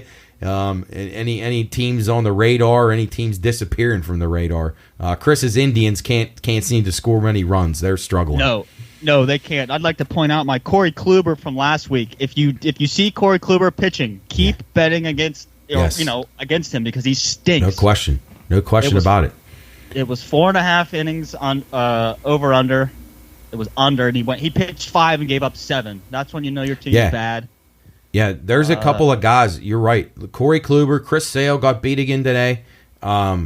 I've mentioned several times on here, Patrick Corbin, absolute fade. He's terrible. Yes. He just gets shelled, and they don't have any other options. And then tonight, which the show air after, but Steven Matz, keep an eye on him for the Cardinals. He's a gas can. He's terrible. So just keep betting against those guys any chance you can get. I agree with Sam, though. Kluber is a full-out fade, and the Red Sox have two of those guys in their rotation. It used to be Cy Young winners, and now they're absolute garbage. Unbelievable. That's how quick it can go on you, though, in baseball. Are you seeing anything else that you like baseball-wise? Well, I think, the Rays have finally lost a few games, which is normal, obviously. I think they're still solid. Mets still worry me a little bit. And I think Atlanta is very good. I know that's not a bold prediction, but Atlanta, I think, will run away with that division. I have been happy with my Cubs. I'm not a Cubs fan, but I was a Cubs backer preseason as far as bets go. They've been playing well, so I'm happy with them. Angels are coming back to earth. And then I don't know, a team that I was high on and has been awful. The other side of Chicago, the White Sox, boy, they've been bad. Really Matt, really they are bad. So I'll be fading them the rest of the year probably. Reds are scrappy. Even that series against the Pirates, they played them tough. I mean, the Reds aren't bad. They're not going to be a pushover team by any means. So, but no, not really any. I don't think the Yankees are very good. I know they won today against the Twins, but I don't see it from them. I just don't. Their lineup just doesn't intimidate anymore like it used to. I mean, obviously you got a couple good guys at the top, and Stanton's out now for a while, but I don't know. Their pitching, something just isn't there with them. I'm not sold on them. And the Orioles are playing well, so I'm happy about that. But yeah, nothing too earth shattering. The Phillies are still slumping. Not very good, but the good teams will get it going. The Astros will get it going. I expect the Padres to bounce back here. I think they're going to win that division. I was looking at this Dodgers roster yesterday. I don't think that they're that great. I really don't. They're good. They are good, but they are not near what they've been these last 3 or 4 years. Totally agree. I mean, losing Trey Turner out of that lineup is just monstrous. And then Bellinger and then Turner and Justin Turner, that is. And then at the top end of their rotation is just, it's getting older. And I'm with you. I think they're a solid Jason team. Hayward was in their lineup. I know. That's just awful. That's embarrassing that you have a guy like that in there. I mean, but the thing about it is, no matter what they have, they got Mookie Betts and Freddie Freeman. They could carry a team for a month easily. Mookie's sick. Yeah. So you got to account for that. But I agree with you. I do not think that the Dodgers are that great, and I think the Diamondbacks would be a pain in their ass all year. And then I think the Padres come early June, late May. I think the Padres will start to get it kicked in gear when it gets a little warmer. Machado is always a slow starter. Soto's been a slow starter in his career. Those guys will start getting it going, and I expect them to add some pitching pieces at the deadline and stuff. So definitely don't count the Padres out yet. Long way to go there. So. All right, so let's jump over to NBA. Well, observations on these incredible NBA playoffs. Who's left? Who's? I mean, these teams. Every guy's hurt every night. It's nuts. It really is. Do you expect? Well, let me ask you first. Let me just start out with any shot the Bucks are coming back down 3-1 to the Heat. I think they got a chance. I think they have a chance. I mean, they got to have Giannis come back, and he's just got to play unreal. But, like, this Jimmy Butler, that stat line he put up. He's an assassin. Dude, that only happens in the playoffs. It's like, yeah. It's unexplainable, honestly. Yeah, Butler, I heard a guy comparing to Madison Bumgarner in his old days. Like, he didn't give a shit about the regular season. And then when the playoffs came, Jimmy Butler rises to another level. But, it was quite impressive watching him the other night. I've always liked him as a player. One of the few guys in the NBA I like, because he just has a toughness about him that a lot of guys, he gets his nose dirty, things that the guys don't do. He just does it all, and he can score, and he can, another night he can have 15 assists. Like, he doesn't need to always have the ball, but good things happen when he does. And good. Hats off to the Heat. They've shot the ball much better than their season averages. But I think the Bucks are a decent price to start buying in on now, because they're down 3-1. Yeah. They got a home game tonight. If they can win that game, then they go back to the Heats, and then I don't think they'll lose Game 7 if they came back to Milwaukee. But that's just my thought process on it. They're a 12-point favorite tonight. Like, that's, I mean, they should at least be able to win. I mean, at home. I mean, an elimination game for them. But you got to be leery. You just never know. These NBA, you just don't know. Like you say, Giannis, like is he all right? Will he get hurt again immediately? You just don't know. There's a lot of uncertainty there. But all right. So how about the Grizzlies Lakers series? Speaking of more injured guys, what's your thoughts on that one? I think Grizzlies fans honestly are at the end of this, when it's all said and done, are going to look at Dylan Brooks and say, "You fucking idiot." Yeah.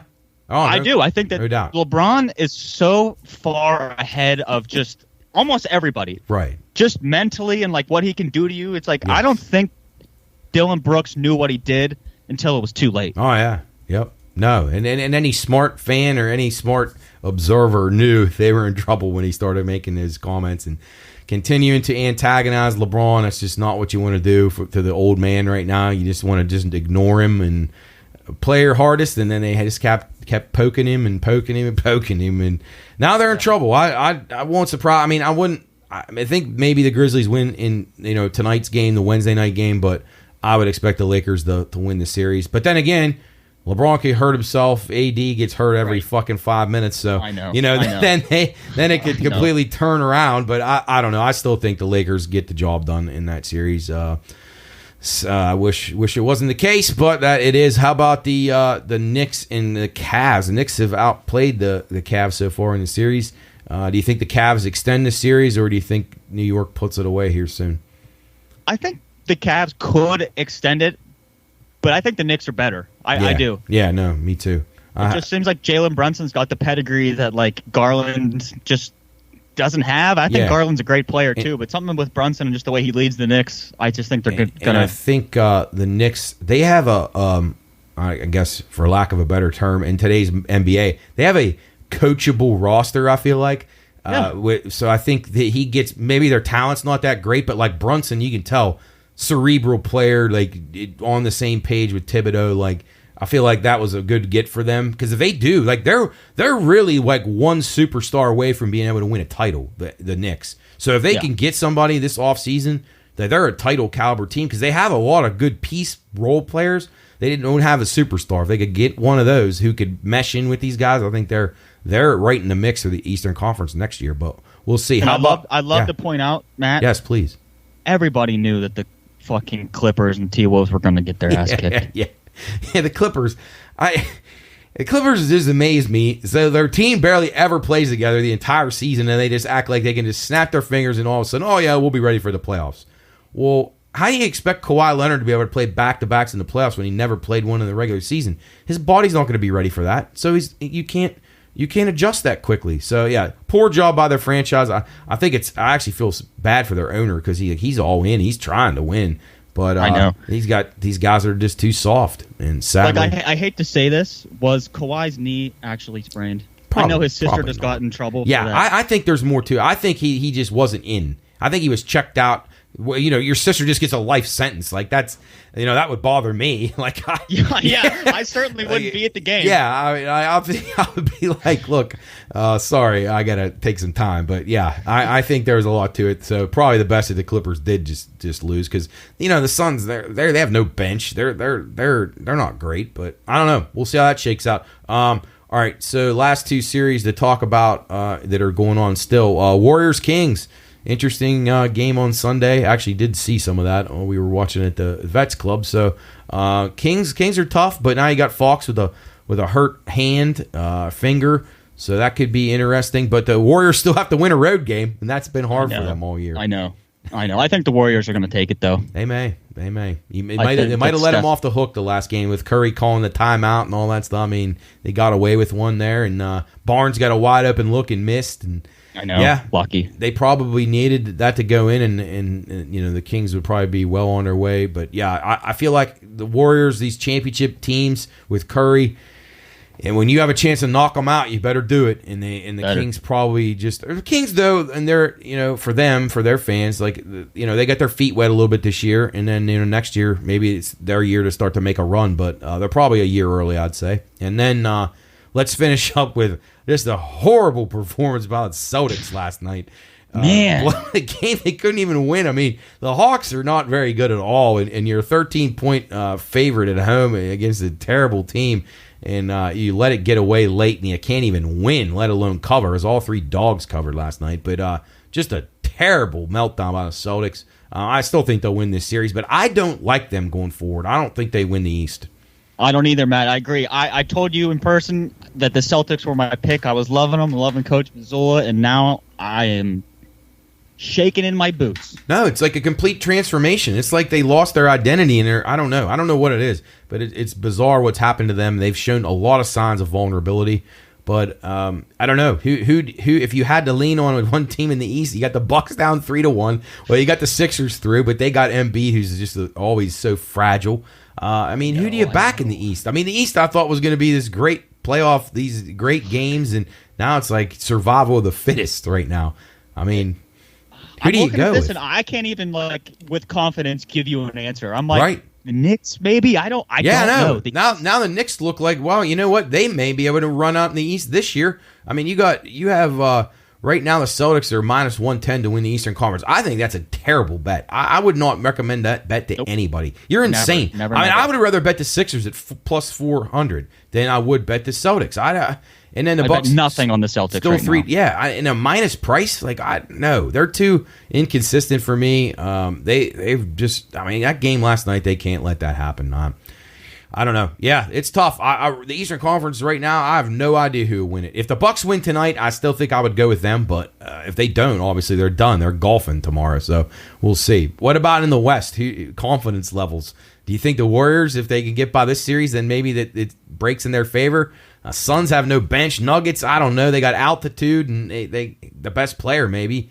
What are your thoughts? I'm nervous that the Lakers are going to walk into the finals. They may.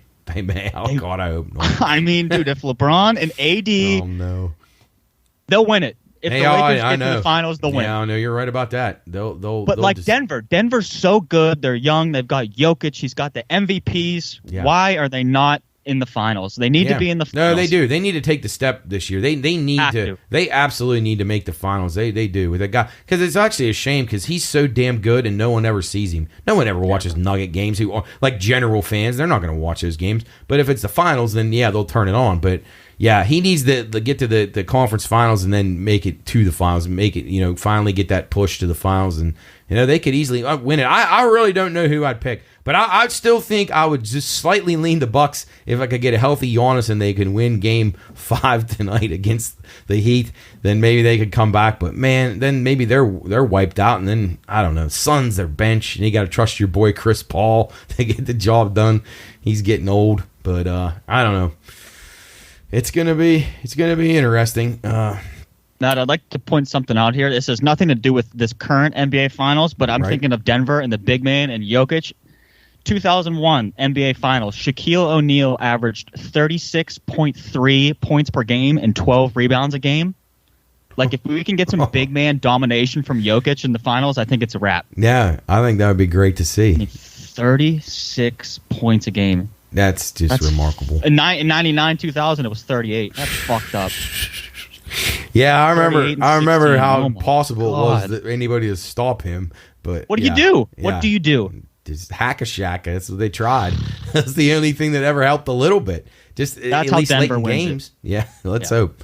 All right, that'd be cool. See the Nuggets get there. They got a good home court advantage and a fun environment. So, all right, well that'll wrap up our NBA for now. We'll make the shift over to the racing circuits. We got 3 races this week, so it's good to see. Let's go ahead and start with the F1 boys, since that's probably the easiest ones to pick the winners. Red Bull. Yeah, we go to Azerbaijani Grand Prix. Max, the defending champion, once again. They ran 1-2 last year. Him and Sergio Perez, Max led 36 laps, Perez led 14, and Charles Leclerc led 1. Just pure domination. As they go to Baku, Azerbaijan, and after a few weeks off. Right now, best bet on the board, maybe Red Bull double podium finish at minus 130. That's where I'm going. What do you think? Anything? No, I'm with you. Can we make money here at all? Do we have anything? Matt, I don't think so. I think if you got money for this weekend for F1, save it. Yeah, right. Save it or put it on the bet of Verstappen and any other combo to win the final because right.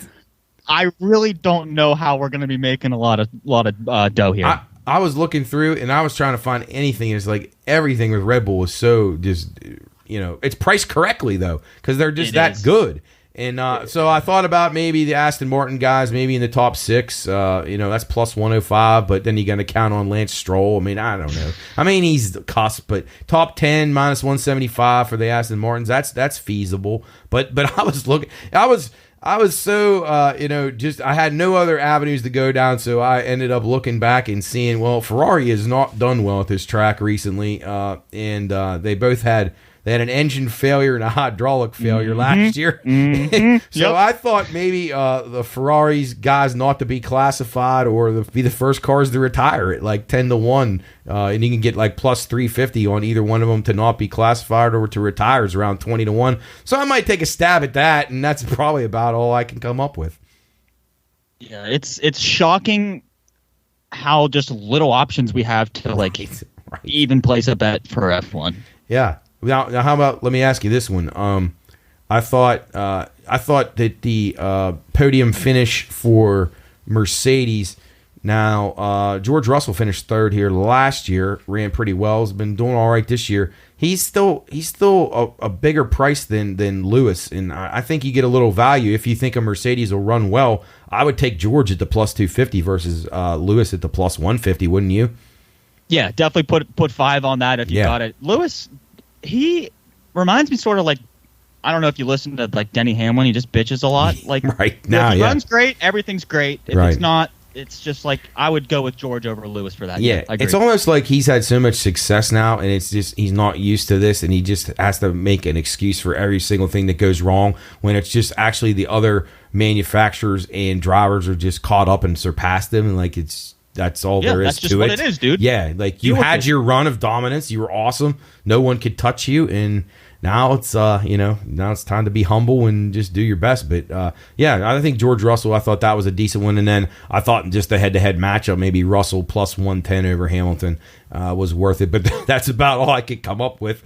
But when in doubt, just Red Bull on top. Verstappen actually at plus like minus 260 or 70 to win this thing's probably not even that bad of a price. If you want to lay it, I'd recommend it because it's gonna be really hard, short of a mechanical failure of some kind. That he's not going to win this race or finish in the top 2. But I don't know. Any other thoughts? Anybody else that maybe could do all right?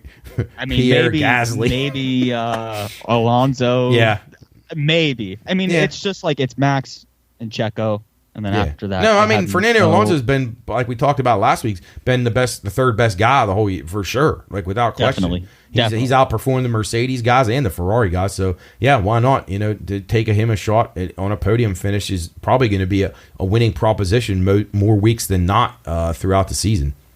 And I don't know about you, but you had these teams get these new drivers and new lineups, and they were all feeling fresh, and they haven't done anything, man. No.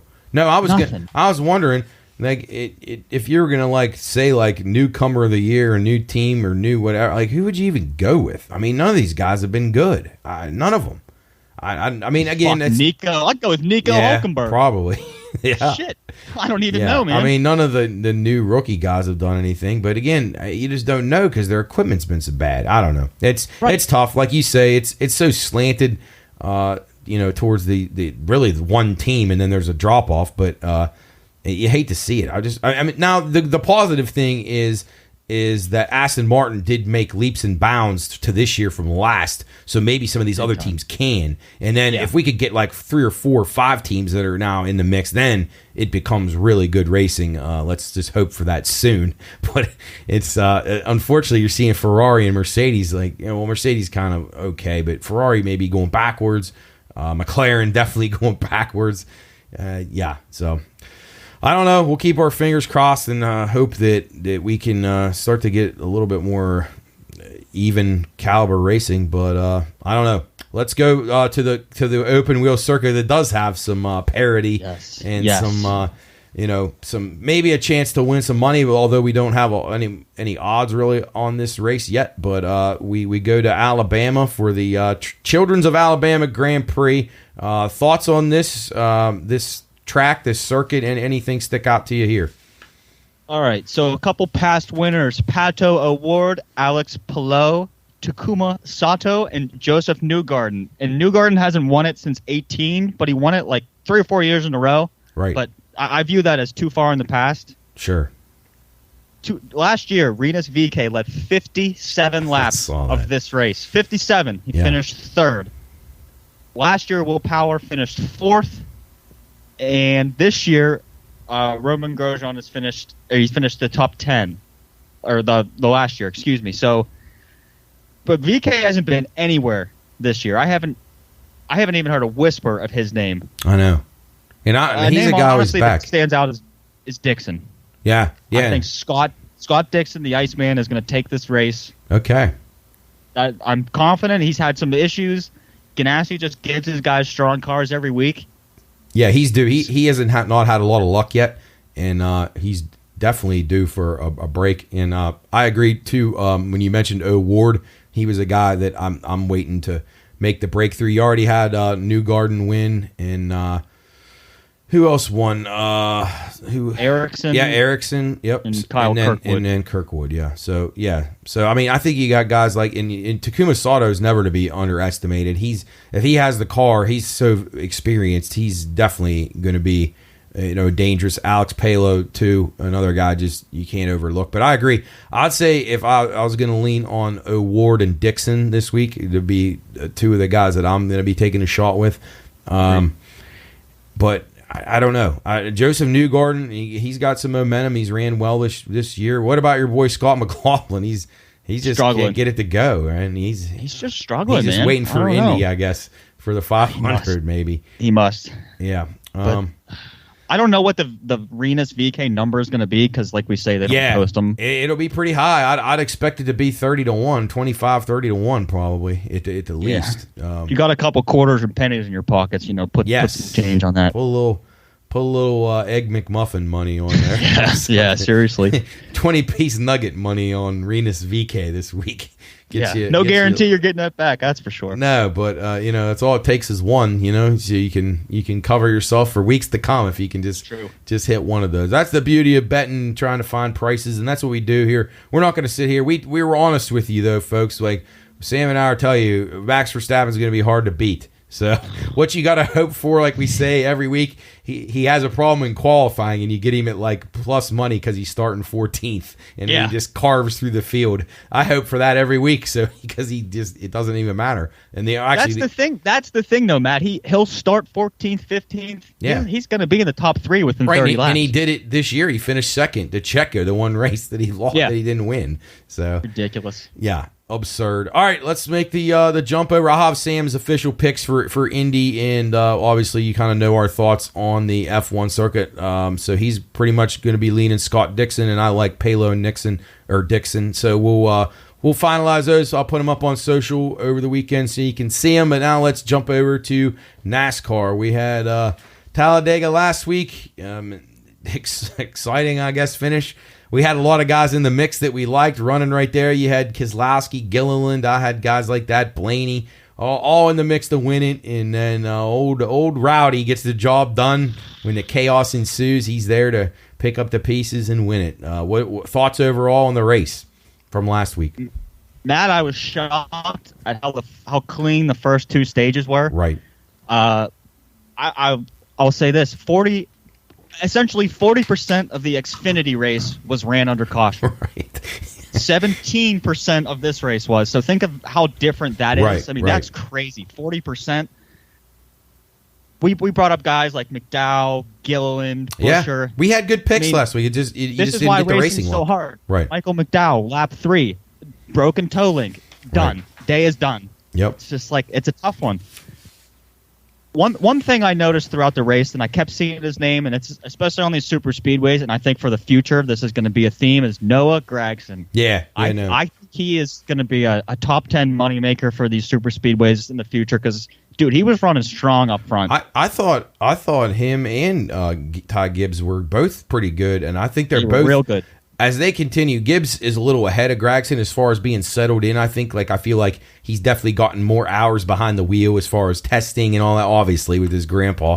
But once Gregson starts getting used to these cars, I've started to see some improvements on him in the last few weeks, because early on he looked just a little bit like a fish out of water. But I agree with you. I think he's making strides, and these super speedways are ultimate equalizers. I mean, you got JJ Yaley running up near the top. I mean, you got guys that we kind of gave you last week. Todd Gilliland had a strong car. I mean, Ricky Stenhouse again, Eric Jones, Justin Haley. I mean, all these guys ran respectable. Chris Buescher again, another top 5 for him. Blaney. He just can't win. God can't win. Every week I want him. He gets Bubba tries to stop him, and he gets in the back of him, which really wasn't Blaney's fault at all. But I was like, oh, here we go, he's gonna win, and then there's Kyle to swoop in and get it done.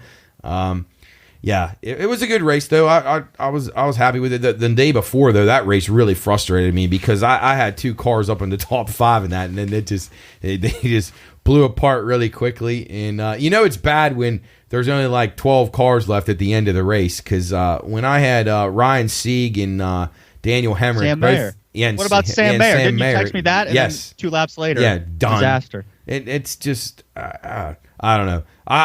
These Xfinity races and their overtimes, it's absolute fucking Wild West. It's a shootout. You shoot your own friend. Like, it doesn't matter. How about, the junior motorsports guys? That's like a chain reaction. The whole team's gone. That's like the 3rd time this year they've done that too. Yeah. Ridiculous. If I'm Dale Jr., I'm like, guys, knock it the fuck off. Let's actually get some top 5s here or something. None of us are finishing the race. Yeah, like, just take everybody out. But yeah, so if you haven't watched the Xfinity races when they get down to overtime, they're exciting, but they're also frustrating if you have a car in the mix there. You're really dependent. You're basically playing Russian roulette. Can you survive without getting the bullet to the head? Because you don't know. I mean, it doesn't matter if your car's great or not, because you have so many things working against you. But all right, that puts Talladega in the books. Let's move on to one of my favorite tracks, Dover Motor Speedway, the Monster Mile. This track, I was fortunate enough to go to this track many times, and it's a great watcher's race. It's visually, it's a really fun race to watch. A lot of passing. Got some fast, bigger track speed with the short track feel to it. 1 mile, so it's fun. It's a fun track, and boy, it begins and ends with the Hendrick cars here. They are so good here. 2021 they finished 1, 2, 3, 4, and then Elliott won last year, and then that year Bowman. It was Bowman, Larson, Elliott, and then Byron. Larson won here for Ganassi. So these guys. It's hard to get around. Do you see anybody outside of the Hendrick foursome being as a top contender here, Sam? I hate to say it, Matt. My pick to win the race was Kyle Larson. There you go. Yeah. So I honestly don't. I thought Larson ran great last week. Yeah. He just got caught up in that crash. Nothing you can do there. And even he's been vocal about his struggles on super speedways. That's the tracks where he struggles the most. But I think he's starting to kick it into gear.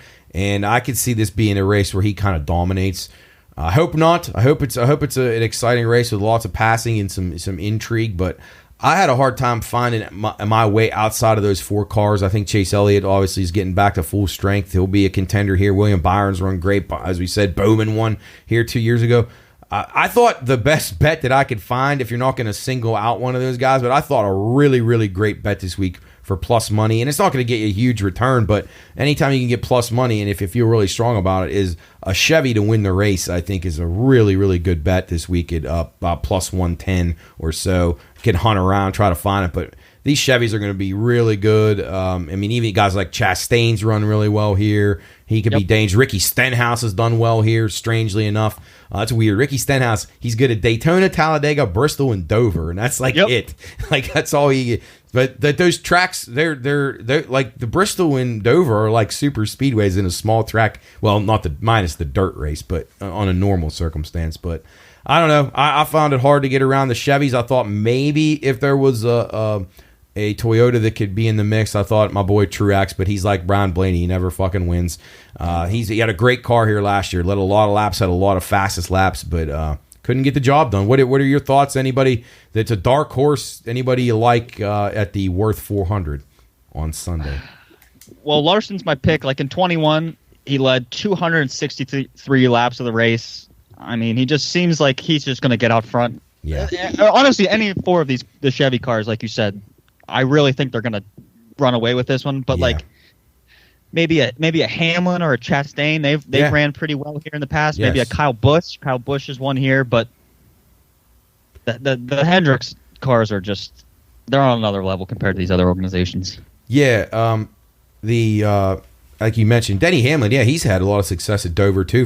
There was a stretch there where it was like him and Jimmy Johnson just won every race there. Jimmy Johnson won there 11 times. Like I know, I saw when I was looking at that, I couldn't believe it. Like, and I know Jeff Gordon. I bet Jeff Gordon won there 7 or 8 times at least because he dominated some of the races that I'd go to. And that's the thing about Dover. Sometimes you would have, if the right guy gets locked in at the front, man, he can really lead a lot of laps and kind of dominate the race. But with the stage racing, it stops it to a degree where you're not letting them run out there where they're lapping the entire field. But it's tough, and these Hendrick cars are going to be so damn hard to beat. I mean, even guys like Joey Logano. This is one of his least successful tracks, and he hasn't been terrible. He just doesn't win. Been a while for Kyle Busch, but he always did well here. He pretty much can race anywhere. And then like you said, Chastain. I thought those two Chevys, the Trackhouse guys, they'll probably run decent here.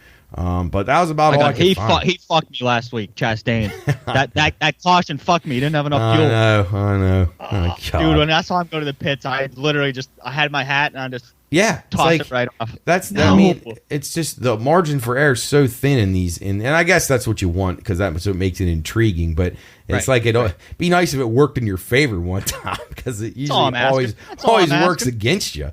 But I don't know. Any other super long shots? Justin Haley ran decent here. I know he ran well in the Xfinity here before, but again, I can't make a strong play. I mean, maybe you could make take a shot with him in the top 10. Buescher, I don't know. I just don't see anybody but these Hendrick cars winning, and anybody outside of a Chevy make winning this race. I don't either. All my numbers say are just Hendrick. Yeah.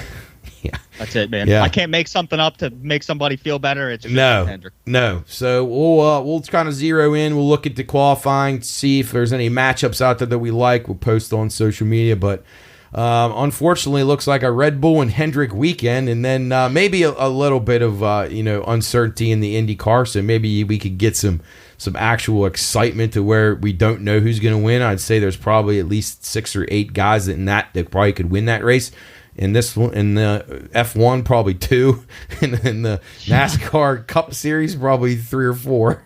And they're all on the same team. But anyway, you're not going to always be able to win it. We'll try. That's why we're honest here. We're not trying to sit here and tell you, hey, this week Ryan Preece will win 50-1 guaranteed. This might be Matt. This might be I made no money weekend. It might be, but who knows? Maybe we'll get lucky in baseball. Who knows? Something. I don't know. Sam, any closing thoughts? Anything else going on? What do you think? Real quick, NFL draft tomorrow. Any thoughts on that? That's a damn just who knows. Chaos.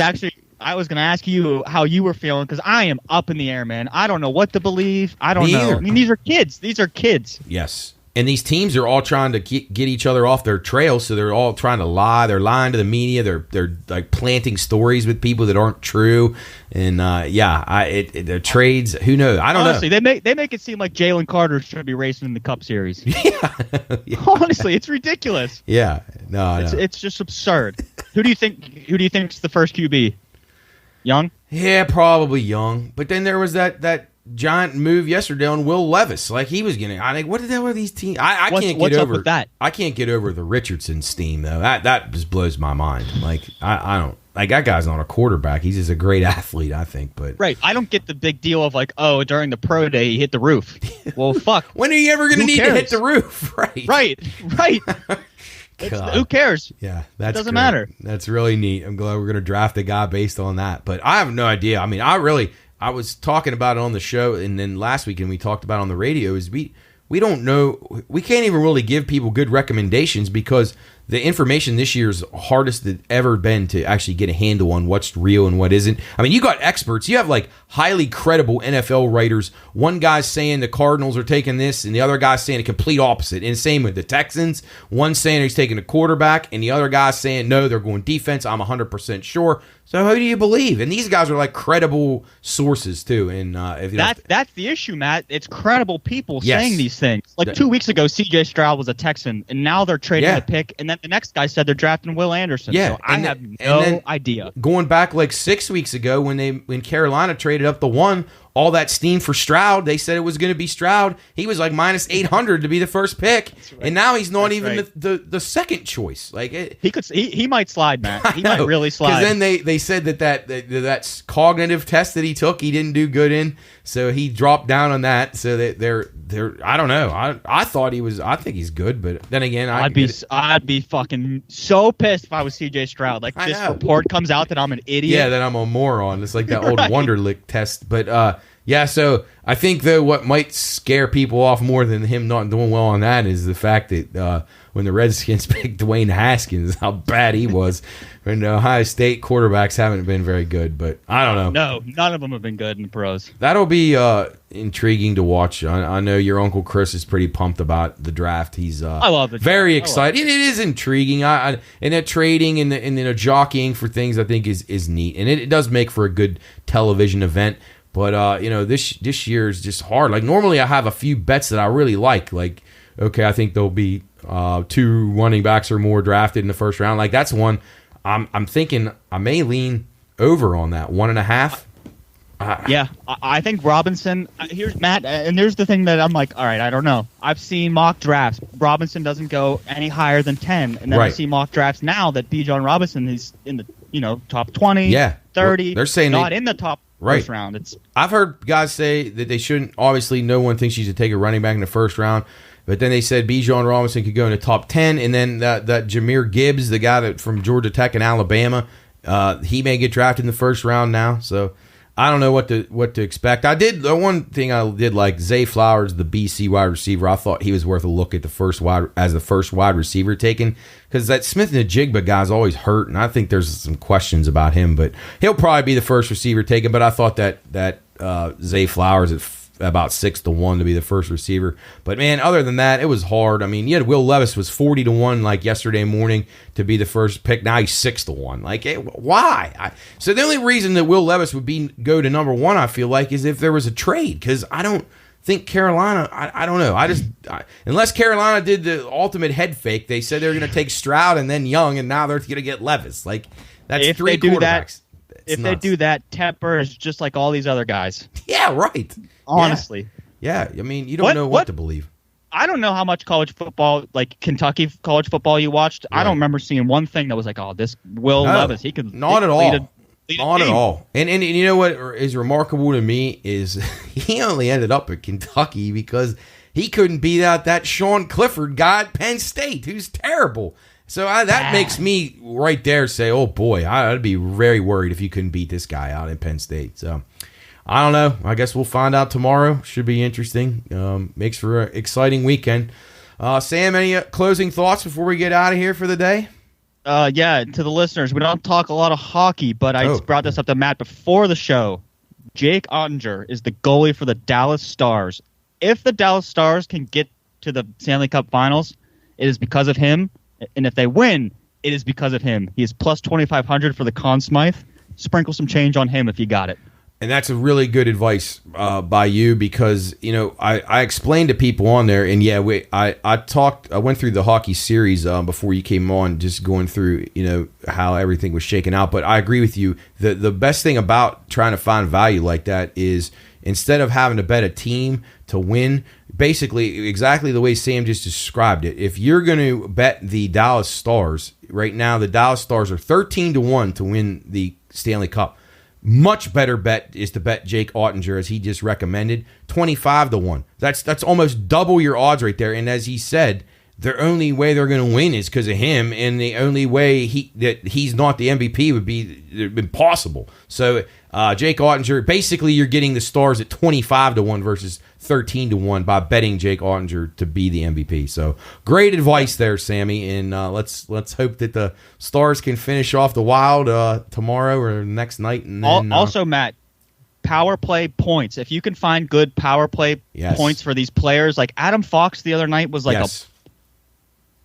the line didn't look real. No, I know. I actually tipped this in the regular season during a run. If you remember that run where the Penguins were winning, they actually were on a winning streak, and their power play was clicking.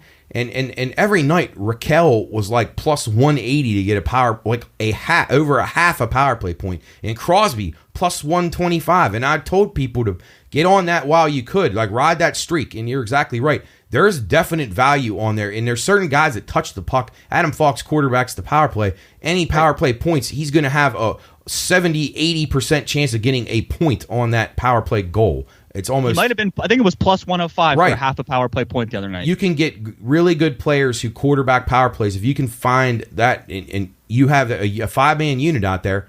And 3 guys can get a point on 1 goal. So remember that. You can get, it's extreme value. If you're getting plus money on the guys, if you bet 2 or 3 of them and you hit 1 of them, you cover yourself and you make some money. So yeah, That's a great advice. I'm totally on board with that, because I started hunting those power play points this season when you're trying to find things within the game. Okay, Crosby over a regular, even strength point. You're not getting a great value. It's like minus 180, whatever. But power play is where you can really make the money. So yeah, great advice by Sam, and we thank him for joining us here again this week on Bettor's Last Stand. Sam, have a great weekend. Go Bucks, and enjoy the racing, the hockey playoffs, the NBA playoffs, and the NFL draft. Should be a fun weekend.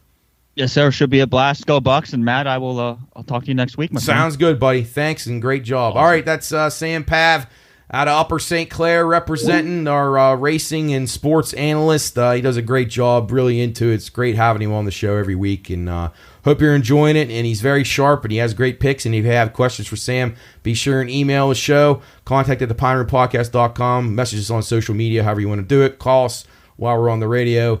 Any way, shape, or form, you have all different outlets to reach the Pine Room Podcast and the Bettor's Last Stand, guys. So that'll do it for us today. Matt flying solo. Hopefully next week, Coach or Chris or somebody will be back in the studio. But I hope it wasn't too bad for you. We got Kentucky Derby next week. We got tons of things happening this weekend with the NFL draft and playoffs in hockey and basketball. Tons of racing. Got a full card of MLB. UFC, which we don't talk about a ton on the show. Wish we had time to do more of that. And then your XFL and USFL. Anyway, that'll do it for us here on BLS. Keep up with the Pine Room guys at the Pine Room Podcast on social media. Have a great weekend, and best of luck in your bets. This is Bettor's Last Stand.